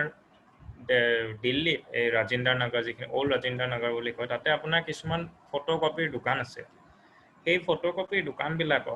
আপুনি এইবিলাক কোচিং চেণ্টাৰবিলাকে যিবিলাক মেটেৰিয়েল তেওঁলোকে দিয়ে সেইবিলাকৰ তেওঁলোকে ফটোকপি কৰি বেচে আৰু এইবিলাক আপুনি ভাৰতৰ যিকোনো এটা ঠাইত থাকিলেও আপুনি ফোন কৰি তেওঁলোকক এড্ৰেছটো দি আপুনি তেওঁলোকক কুৰিয়াৰ কৰি দিবলৈ কৈ দিব তেওঁলোকে কুৰিয়াৰ কৰি আপোনাৰ ঘৰলৈকে পঠাই দিব মই তেনেকৈ কৰিছিলোঁ মই গুৱাহাটীলৈকে কিছুমান বস্তু কুৰিয়াৰ কৰি অনাইছিলোঁ একদম দিল্লীৰ পৰা আৰু তেওঁলোকক আপুনি এড্ৰেছটো দি দিলে হ'ল খুব কম খৰচতে আপোনাৰ গোটেইখিনি বস্তু ফটোকপি কৰি ধৰক ভাজিৰামৰ কি মেটেৰিয়েল আছে ভিজন ISৰ GS Coreৰ যি মেটেৰিয়েল আছে ধুনীয়াকৈ ফটোকপি কৰি আপোনালৈ পঠাই দিব সেইবিলাক মই বাৰু সেইবিলাকৰ সেইকেইখন দোকানৰ কিছুমান ফোন নাম্বাৰো আছে মই সংবিধানক দি দিম তেওঁলোকে সেইখিনি তেওঁলোকৰ লগত যোগাযোগ কৰিব পাৰে বা যিকোনো পৰীক্ষাৰ্থীয়ে যদি বিচাৰিছে সংবিধানৰ পৰা একে নাম্বাৰকেইটা লৈ ল'ব পাৰে তো সেইটো এটা উপায় আছে তো আপুনি যদি সেনেকৈ যদি চাই তেতিয়াহ'লে আপুনি দেখিব যে গুৱাহাটীত বহিও গুৱাহাটীত থাকিও আপুনি বহুতকেইটা মেটেৰিয়েল এক্সেছ কৰিব পাৰে আৰু কোচিং চেণ্টাৰৰ ক্ষেত্ৰতো মই কওঁ যে কোনো এটা কোচিং চেণ্টাৰ নোলোৱাকৈ আপুনি এতিয়া যাব পাৰে GS Core হওক ভিজন IS হওক বা আপোনাৰ আন একাডেমিয়ে হওক তেওঁলোক সকলোৱে আজিকালি অনলাইন ক্লাছ দিয়ে সেইকাৰণে গুৱাহাটীত বহিও এইখিনি কৰিব পাৰে আপুনি কোচিং নোলোৱাকৈও মই কোৱাৰ দৰে এই যিকেইটা মেটেৰিয়েল মই কৈছোঁ আপোনাক এই যিকেইটা ৱেবছাইট কৈছোঁ সেইকেইটাতে আপুনি বহুত মেটেৰিয়েল পাব হয়তো এটা বস্তু হয়তো আপুনি কিনিবলগীয়া হ'ব পাৰে সেইটো হ'ল টেষ্ট চিৰিজ এওঁলোকে এইবিলাক ৱেবছাইটে টেষ্ট চিৰিজো অফাৰ কৰে এই টেষ্ট চিৰিজবিলাক আপুনি যদি কিনে তাতে আপুনি আনচাৰবিলাক লিখি পেলাই স্কেন কৰি পঠাই দিলে তেওঁলোকে কাৰেক্ট কৰি পঠাই দিয়ে আপোনাৰ ফিডবেকেৰে সৈতে সিহঁতে পঠাই দিব যে আপোনাৰ ভাল হৈছে বেয়া হৈছে কি আপুনি ইমপ্ৰুভ কৰিবলগীয়া আছে কি ভাল আছে কি আপুনি কোনখিনি এৰিয়াত আপোনাৰ লেগিং হৈ আছে সেইখিনি আপুনি কেনেকৈ ইমপ্ৰুভ কৰিব পাৰিব সেইকাৰণে আপুনি মই যদি আপুনি চাই আপোনাৰ বহুত আজিকালি অপচন আহি গৈছে ইণ্টাৰনেটৰ বাবে সেইকাৰণে মই ভাবোঁ যে আপুনি দিল্লীত যোৱা কোনো প্ৰয়োজন নহয় আৰু আপুনি দ্বিতীয়তে দিলে কোচিং চেণ্টাৰৰ ক্ষেত্ৰতো আপুনি কোনো এটা কোচিং চেণ্টাৰত নাম নল'ব কিয় এইখিনি বস্তু আপোনাৰ তেওঁলোকৰ ৱেবছাইটত এনেই পাব সেইকাৰণে সেইখিনি বস্তু আপোনালোকে এইবিলাক যিকোনো মানুহে এক্সেছ কৰিব পাৰিব আৰু ৱেবছাইট কেইটা অলৰেডি মই দেখিছোঁ যে অংশুমান ডাঙতে লিখিয়ে দিছে ইয়াতে ভিজন IS বা GS Core বা ইনচাইটছ অন ইণ্ডিয়া ডিমিষ্টিফাই CSE এইবিলাকত ধুনীয়াকৈ বহুত বস্তুবিলাক অলৰেডি এতিয়া পাব পাৰি murnal.org বুলি আৰু এটা আছে তো সেই গোটেইকেইটা ৱেবছাইটে ভাল ৱেবছাইট আৰু তাতে আপুনি পঢ়ি পেলাই বহুত বস্তু আপুনি এনেই প্ৰিপাৰেশ্যনৰ মেটেৰিয়েল পাই যাব কোচিং চেণ্টাৰবিলাকে আপোনাক এটা ডাইৰেকশ্যন দিয়ে ইনিচিয়েলি এটা ডাইৰেকশ্যন দিয়ে সেই ডাইৰেকশ্যনটোৰ কাৰণে আপুনি কোচিং চেণ্টাৰ ল'ব পাৰে কিন্তু সেইটো ডাইৰেকশ্যন আজিকালি হয়তো এইবিলাক ৱেবছাইটৰ মাধ্যমেদি আপুনি পাই যাব ধন্যবাদ মই এতিয়া ঝৰ্ণা পাটগিৰিলৈ যাব বিচাৰিছো আকৌ তেওঁৰ কাৰণে প্ৰশ্নটো এনেকুৱা ধৰণৰ যে APSC কাৰণে বা ইন জেনেৰেল চিভিল চাৰ্ভিচেছৰ কাৰণে স্কুলীয় শিক্ষাৰ বেকগ্ৰাউণ্ডটো কিমান প্ৰয়োজনীয় বা কি ধৰণৰ প্ৰয়োজন আছে আৰু দ্বিতীয়তে MIL পেপাৰখনৰ প্ৰিপাৰেশ্যন কেনেকৈ কৰিব পাৰি মঞ্জিল একচুৱেলি মই এটা কুৱেশ্যন এটা পাইছিলোঁ সেইটো আছিলে এজনে সুধিছিলে যে CBSE বৰ্ডত পঢ়ি পেলাই APSC পৰীক্ষা দিব পাৰি নে নাই চ' কোৰ্ছ কাৰিকুলাম এতিয়াও কোনো পৰীক্ষা দিবৰ কাৰণে হিণ্ড্ৰেঞ্চ নহয় ইনফেক্ট সেইটো বেনিফিটেডহে হয় বিভিন্ন ধৰণৰ কোৰ্ছ কাৰিকুলাম আমি যদি পঢ়োঁ তেতিয়াহ'লে এনেও NCERT পঢ়িলে CBSE বেকগ্ৰাউণ্ডৰে হয় চ' he or she can appear for the APSC State Civil Service সেইটো এটা কুৱেশ্যন আৰু বাকী থাকিলে MIL পেপাৰৰ কথাটো MIL পেপাৰ যদিও এইটো অলপ আজিকালি নতুন চিলেবাছত আহিলে APSCৰ কিন্তু এতিয়া প্ৰিপাৰেশ্যনটো কৰিব লাগিব গতিকে মই ভাবোঁ যে প্ৰথম ভাষা এটা শিকাৰ ক্ষেত্ৰত মানে গ্ৰামাৰটো জানা ব্যাকৰণটো জানাটো আটাইতকৈ ইম্পৰ্টেণ্ট গতিকে যিসকলে ভাবিছে যে এতিয়া APSC দিব আমাৰ সময়ততো MIL পেপাৰ নাছিলে APSCত গতিকে এতিয়া যিখিনি ল'ৰা ছোৱালীয়ে দিব তেওঁলোকে ফাৰ্ষ্ট অসমীয়া ভাষাৰ ব্যাকৰণ তেনেকুৱা কিবা মানে গ্ৰামাৰ বুকৰ পৰা আৰম্ভ কৰিব লাগে চ' ডেট মানে ভাষাটোৰ বেকগ্ৰাউণ্ডটো because grammar is the backbone of any knowledge any language গতিকে সেনেকৈ প্ৰিপেয়াৰ কৰিলে আই থিংক মানে তেওঁলোকে MIL পেপাৰখনৰ কাৰণে প্ৰিপেয়াৰ্ড হৈ যাব আৰু ছেকেণ্ডলি আজিকালি বহুতৰ এইটো থাকে যে ইংলিছ মিডিয়ামত পঢ়ি পেলাই অসমীয়া আমি এনেকৈ আয়ত্ব কৰিব পাৰোঁ কিন্তু সেইটো একো ইমান ভাষা এটা শিকাটো ইমান বহুত ডাঙৰ কথা নহয় and since the language is our mother tongue তেতিয়াতো একেবাৰে ডাঙৰ কথা নহয় যদি এজন IAS অফিচাৰ বেলেগ এখন ষ্টেটৰ হৈ পেলাই আসাম মেঘালয় ইডাৰত পঢ়িলে তেখেতসকলে এবছৰৰ ভিতৰত ট্ৰেইনিং পিৰিয়ডতে অকল অসমীয়া ভাষাটো আয়ত্ব কৰি ল'ব পাৰে তেতিয়াহ'লে আমি অসমতে বৰ্ণ এণ্ড ব্ৰট আপ অসমীয়া ল'ৰা ছোৱালী হৈ পেলাই জাষ্ট স্কুলিংটো ইংলিছ মিডিয়ামত কৰাৰ কাৰণে আমি কিহৰ কাৰণে অসমীয়াটো ক'ব বা লিখিব নোৱাৰিম গতিকে সেই মানে মেণ্টেল প্ৰিপাৰেশ্যনটো থাকিলে সেই শিকাৰ আগ্ৰহটো থাকিলে মই ভাবোঁ যে medium of schooling will not be the hindrance to learn Assamese as a language মানে গতিকে MIL পেপাৰখনৰ কাৰণে হয় কৰিবৰ সিমান এটা বিশেষ প্ৰয়োজন মই আছে বুলি নাভাবোঁ যদি আই হোপ মানে এক্সপেৰিয়েঞ্চসকলে আমাৰ উত্তৰখিনি লৈ পেলাই উপকৃত হ'ব আৰু আপোনালোকৰ সন্তুষ্ট হ'ব চ' over to you Manzil thank U বাইদেউ আপুনি কিতাপ কেইখনমান সাজেষ্ট কৰিব পাৰিব নেকি আছামিজ MILৰ কাৰণে প্ৰশ্ন আহিছে অসমীয়া ভাষাৰ ব্যাকৰণ পাণবজাৰ যিকোনো হেৰি বুক ষ্টলত গ'লে নিশ্চয় পাব মইতো ব্যাকৰণ মানে যোনে লিখিছে তেওঁৰতো মই নাম বা পাব্লিকেশ্যন মোৰ মনত নাই যদি নিশ্চয় স্কুল কাৰিকুলামৰ সময়ৰ যিকোনো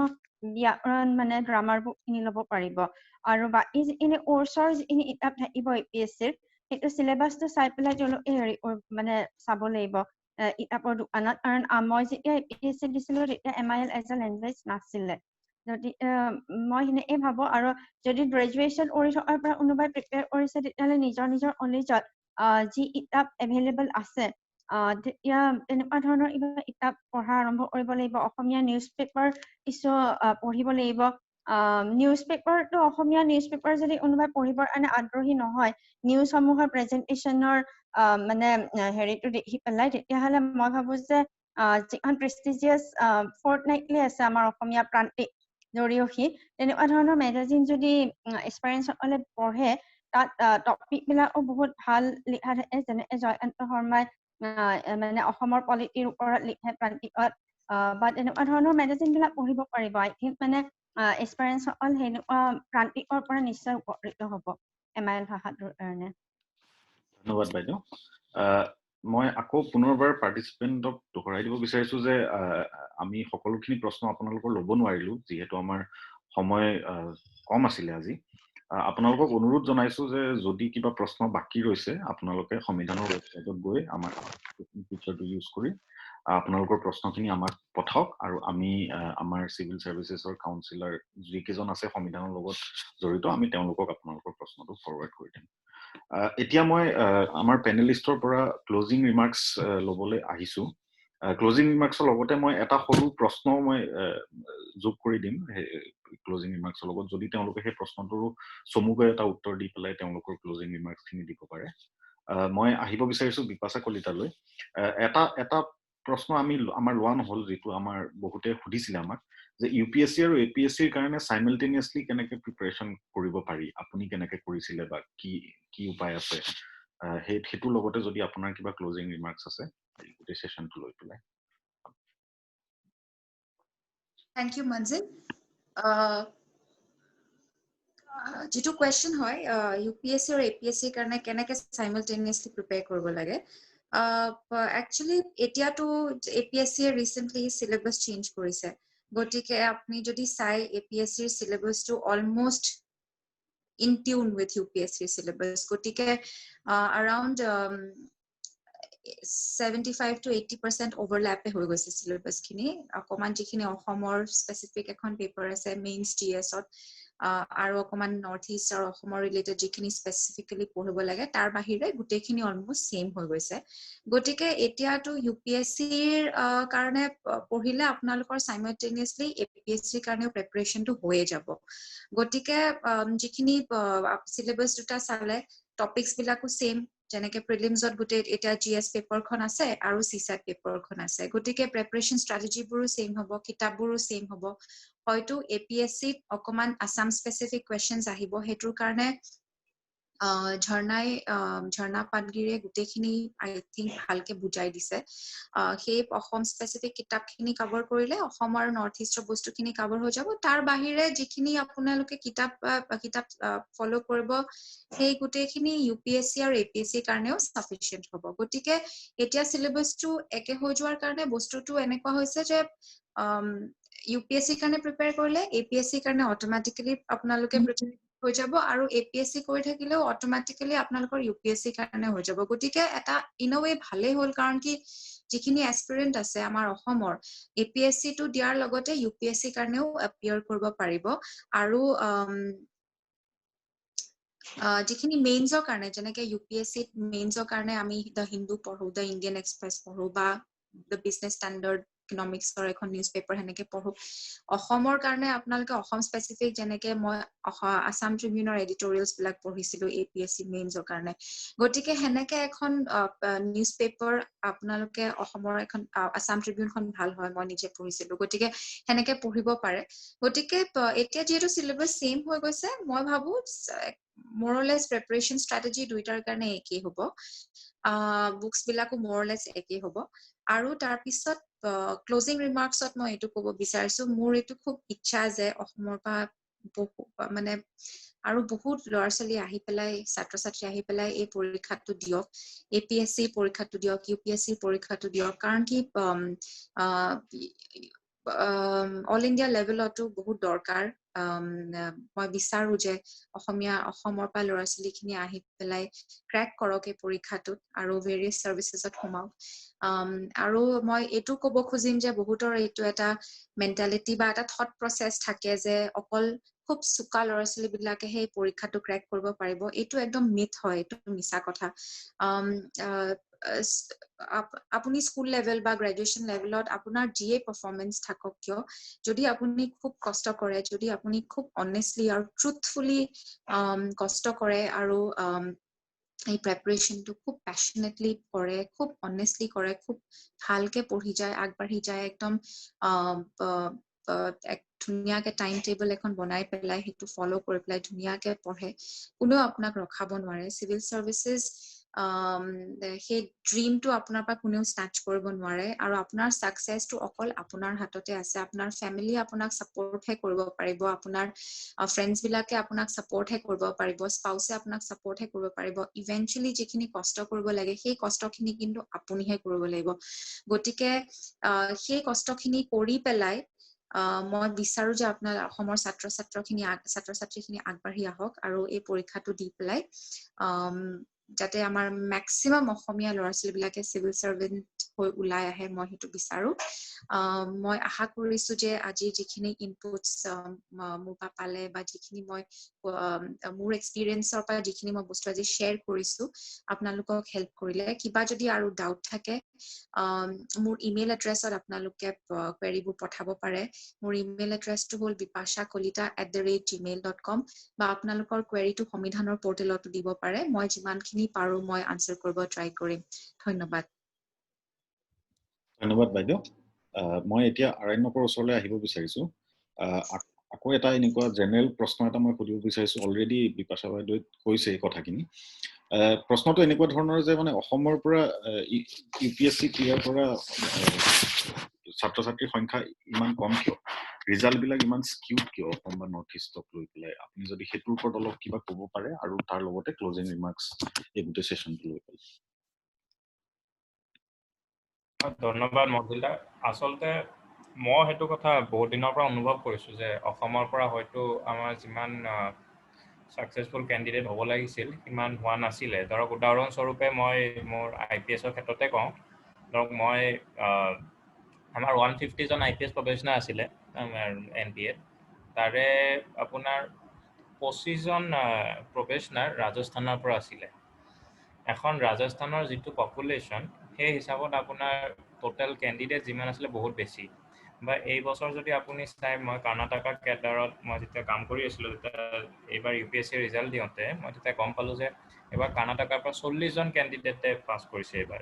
ইউপিএসসি আৰু অসমৰ পৰা সেই তুলনামূলকভাৱে কম ক্যান্ডিডেটে পাস কৰিছে সেই ফালৰ পৰা যদি চোৱা যায় আপুনি একদম ঠিক কথা কৈছে যে আমাৰ ৰিজাল্টটো আমাৰ কম মানুহে প্ৰতি বছৰে উত্তীৰ্ণ হ'বলৈ সক্ষম হৈছে কিন্তু আপুনি এটা কথাও দেখিব যে যোৱা কিছুমান বছৰৰ পৰা আমাৰ উত্তীৰ্ণ হোৱা ক্যান্ডিডেটৰ সংখ্যাও বাঢ়িবলৈ ধৰিছে আৰু তাৰ মূলতে হয়তো দুটা তিনটা কাৰণ হ'ব পাৰে এটা মেইন কাৰণ হ'ব পাৰে যে আমি বহুত কেইজন ল'ৰা ছোৱালী এতিয়া ইন্টাৰনেট বা আপোনাৰ সামাজিক মাধ্যম বা সোশ্যাল মিডিয়াৰ যোগেদি তেওঁলোকে বাহিৰৰ পৃথিৱীৰ কথা বহুত কথা গম পাইছে যিটো হয়তো এটা সময়ত অসমত থাকি হয়তো পৰিৱেশটো হেতু দেখা নাছিলে যাৰ কাৰণে তেওঁলোকে এতিয়া পঢ়া শুনাৰ ক্ষেত্ৰতো তেওঁলোকৰ এটা আইডিয়া এটা আহিছে বা কেনেকৈ পঢ়িব লাগে দ্বিতীয়তে বহুত বস্তু আজিকালি আপোনাৰ এভেইলেবল হৈ গৈছে অনলাইন ইন্টাৰনেটে হওক বা আপুনি বহুত বস্তু আনিব পাৰে তো তেওঁলোকে হেতুটো এটা সুবিধা পাইছে আৰু তৃতীয়তে হয়তো বহুত কেইজন ল'ৰা ছোৱালী বাহিৰলৈ ওলাইও গৈছে যেনেকৈ দিল্লী ইউনিভাৰ্চিটিত বহুত কেইজনে পঢ়িছে তেওঁলোকে হয়তো সেই দিল্লীৰ এটা যিটো পঢ়াৰ পৰিৱেশ আছে চিভিল সাৰ্ভিসৰ কাৰণে হেতু হয়তো তেওঁলোকে অলপ হলেও অনুভৱ কৰিছে আৰু তাৰ যোগেদি হয়তো তেওঁলোকে এই পৰীক্ষাত অৱতীৰ্ণ হ'ব পাৰিছে এইকাৰণে হয়তো আগন্তুক সময়ছোৱাত আমি যিমান পাৰো এই পৰীক্ষাটোত অসমীয়া মানুহক আৰু অনুপ্ৰাণিত কৰি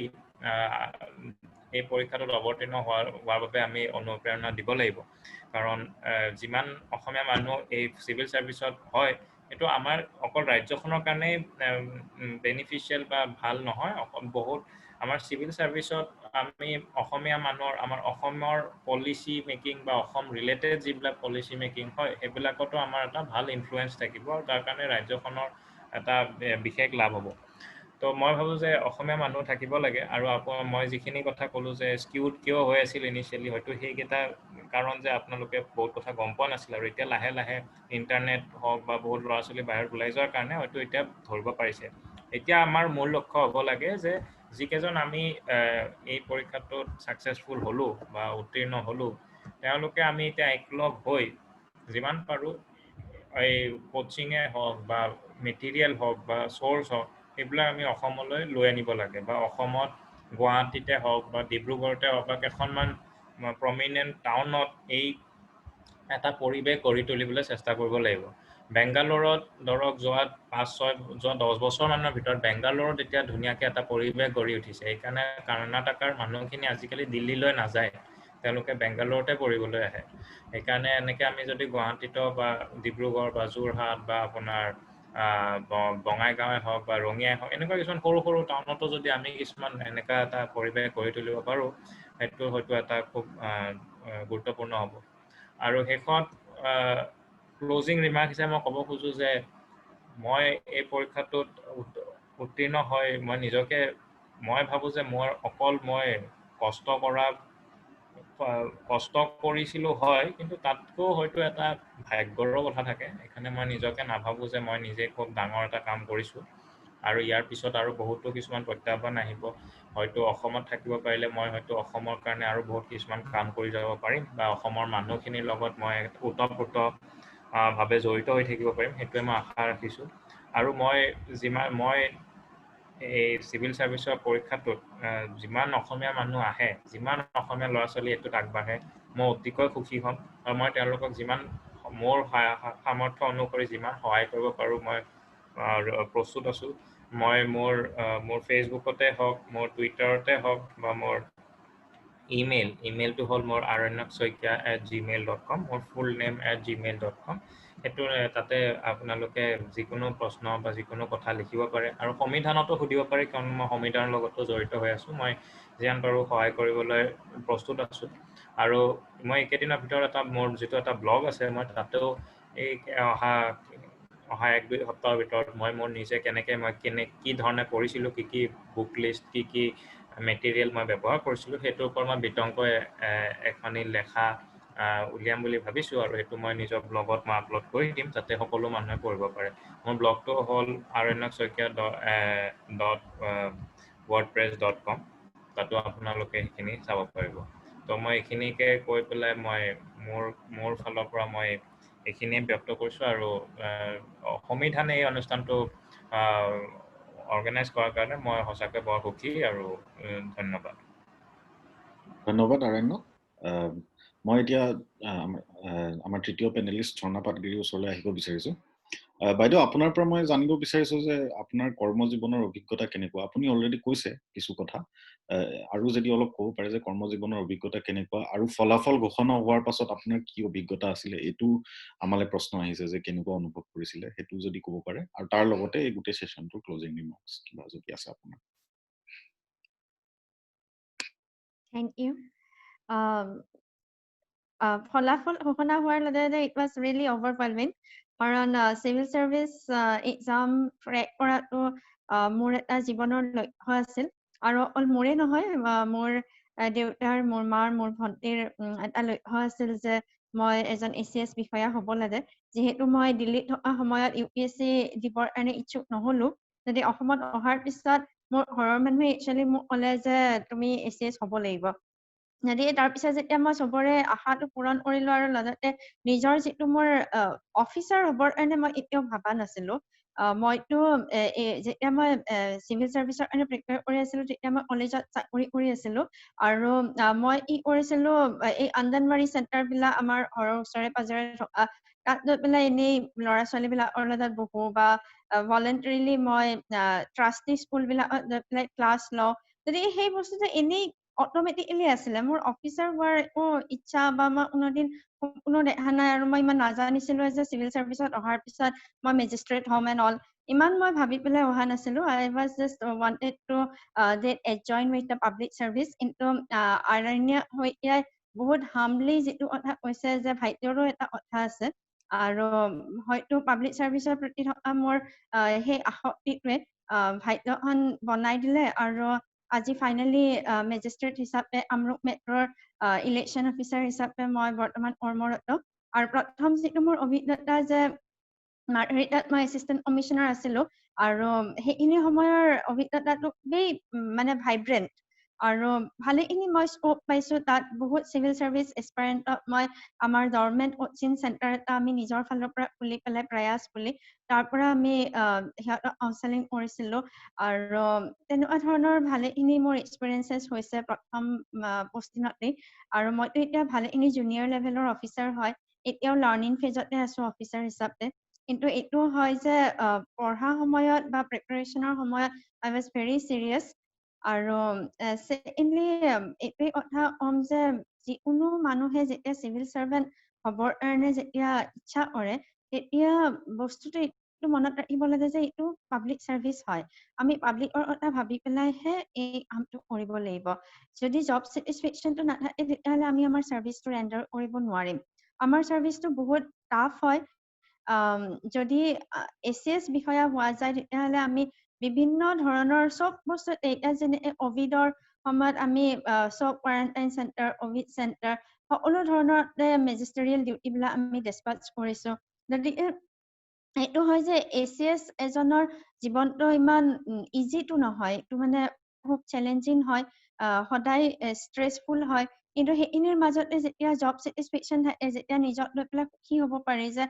মই মানে মোৰ কামটো ডেডিকেটেডলি কৰিব পাৰিছো তেতিয়াহ'লে চাৰ্ভিচটোত বহুত আনন্দ লাভ কৰিব পাৰি আৰু ছেকেণ্ডলি মই ক্লজিং ৰিমাৰ্ক হিচাপে এইটো ক'ম যে যিটো সংবিধানে এইটো অনুষ্ঠানটো হেৰি কৰিছে মানে অৰ্গেনাইজ কৰিছে এইটো বস্তু এটা ৰেগুলাৰ ইণ্টাৰভেলত যাতে মানে যিখিনি এক্সপিৰিয়েঞ্চ আছে তেওঁলোকৰ মানে আমি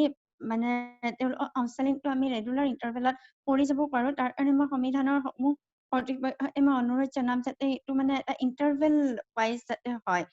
মানে এক্সপিৰিয়েঞ্চ হ'লে যাতে এবছৰ 1.5 বছৰলৈকে ৱেইট কৰিব নালাগে এটা এমহীয়া ইণ্টাৰভেলত যাতে এই বস্তুটো আপোনালোকে কৰিবৰ কাৰণে আগবাঢ়ি আহে তাৰ কাৰণে আপোনালোকৰ ওচৰত মই অনুৰোধ জনাম আৰু ছেকেণ্ডলি মোৰ সৈতে থকা 2 পেনেলিষ্ট তেওঁলোক সঁচাকৈয়ে খুব মেধাৱী আৰু খুবেই মানে পাৰ্চিভাৰেঞ্চ থকা অফিচাৰ হয় তেওঁলোককো মই কংগ্ৰেচুলেশ্যন কৈছোঁ তেওঁলোকৰ মানে ছাকচেছৰ কাৰণে আৰু বেষ্ট উইচেছ জনাইছোঁ আৰু সমূহ চিভিল চাৰ্ভিচ এক্সপিৰিয়েঞ্চ যিসকলে আজি সংবিধানৰ লগত জড়িত হৈছে তেওঁলোককো মই মোৰ তেওঁলোকৰ সফলতাৰ কাৰণে বেষ্ট উইচেছ দিছোঁ আৰু লগতে এইটোও ক'ব বিচাৰিম যে যিকোনো এটা কামত ছাকচেছ হ'বৰ কাৰণে সদায় এটা বস্তু লক্ষ্যটো স্থিৰ হ'ব লাগিব অৰ্জুনৰ নিচিনা লক্ষ্য হ'ব লাগিব যেনে অৰ্জুনে মানে গোটেই বস্তুখিনি দেখা নাছিলে অকল চৰাইটোৰ চকুটো দেখা পাইছিলে নিধন কৰিবৰ কাৰণে সেনেকে অৰ্জুনৰ নিচিনা লক্ষ্য স্থিৰ কৰি পেলাই যদি আগবঢ়া হয় তেতিয়াহ'লে মই নাভাবো যে বহুত ইম্পচিবল কিবা এটা কাম হয় এই টাফ পৰীক্ষাটো বা এই দীঘলীয়া এই 3 ফেজ পৰীক্ষাটো ক্লিয়াৰ কৰিবৰ কাৰণে যদি এই লক্ষ্য স্থিৰ কৰি জীৱনৰ পথ প্ৰশস্ত কৰিব লাগে সমূহ এক্সপিৰিয়েঞ্চক মই এইটো কৈ পেলাই বেষ্ট উইচেছ দি পেলাই মই মোৰ ক্লজিং ৰিমাৰ্কটো ক্ল'জ কৰিব বিচাৰিম এণ্ড থেংক ইউ অল সংবিধান কৰ্তৃপক্ষ অভাৰ টু মঞ্জিল থেংক ইউ ধন্যবাদ বাইদেউ মই জনাব বিচাৰিছো যে আমি সংবিধানৰ ফালৰ পৰা এই জুম সেশন আমি প্ৰত্যেক 2 সপ্তাহৰ মূৰে মূৰে কৰি আছো বেলেগ বেলেগ টপিকত যোৱা সেশনটো আমি সিঙ্গিংত কৰিছিলো আৰু এটো আমি সিভিল সাৰ্ভিসেছত কৰিছো সঞ্জয় অনুৰোধ জনাব বিচাৰিছো এতিয়া আমাৰ সামৰণি অনুষ্ঠানটো ওকে ধন্যবাদ মঞ্জিলদা আমাৰ আটাইকেইজন পেনেলিষ্টক সংবিধানৰ ফালৰ পৰা অশেষ ধন্যবাদ আজি চাওঁতে আমাৰ অনুষ্ঠান সামৰাৰ সময় পালেহি কৰোনা মহামাৰী আৰু প্ৰযুক্তিবিদ্যাই আমাক বহুখিনি সুবিধা দিছে আৰু তাৰ মাজতে আমাৰ সময় তাকৰীয়া কৰি তুলিলে আৰু এই তাকৰীয়া সময়ৰ মাজত আমাৰ ব্যস্ত পেনেলিষ্ট কেইজনে যি সময় দিলে সেই সময়ৰ বাবে তেওঁলোকক সংবিধানৰ তৰফৰ পৰা অশেষ ধন্যবাদ আৰু লগতে জনাইছো আজিৰ অংশগ্ৰহণকাৰীসকলক অশেষ ধন্যবাদ জনাইছো অনুষ্ঠানটি সাফল্যমণ্ডিত কৰি তোলাত আমাক সহায় কৰা অঞ্জুমান দা আৰু মঞ্জিল দালৈ অশেষ ধন্যবাদ ইয়াৰ লগে লগে মই আমাৰ আজিৰ অনুষ্ঠানটি সমাপ্ত হোৱা বুলি ঘোষণা কৰিছো লগতে আমাৰ আগলৈ হ'বলগীয়া যিবোৰ অনুষ্ঠান আছে সেই অনুষ্ঠানবোৰৰ সম্পূৰ্ণ আপডেট পাবৰ কাৰণে আমাৰ ফেচবুক পেজটি ফলো কৰিবলৈ অনুৰোধ জনালো আৰু লগতে আমাৰ ভিডিঅ'টি ইউটিউবত আপলোড হ'ব সংবিধানৰ ইউটিউব পেজত তাত আপোনালোকে ইউটিউব চেনেলত তাত আপোনালোকে চাব পাৰিব লগতে আৰু যদি আপোনালোকৰ কিবা কুৱেশ্যন ৰৈ গ'ল আজি আমি কভাৰ কৰিবলৈ সক্ষম নহ'লো আপোনালোকে আমাৰ ৱেবছাইটত পঠাব পাৰে আমি তাৰ উত্তৰ 15 দিনৰ ভিতৰত দিবলৈ চেষ্টা কৰিম লগতে মই আমাৰ অংশগ্ৰহণকাৰীসকলক অংশগ্ৰহণকাৰীসকলে বিদায় লোৱাৰ পিছত পেনেলিষ্টসকলক কিছু সময় আমাৰ মাজত থাকিবলৈ অনুৰোধ জনালো ধন্যবাদ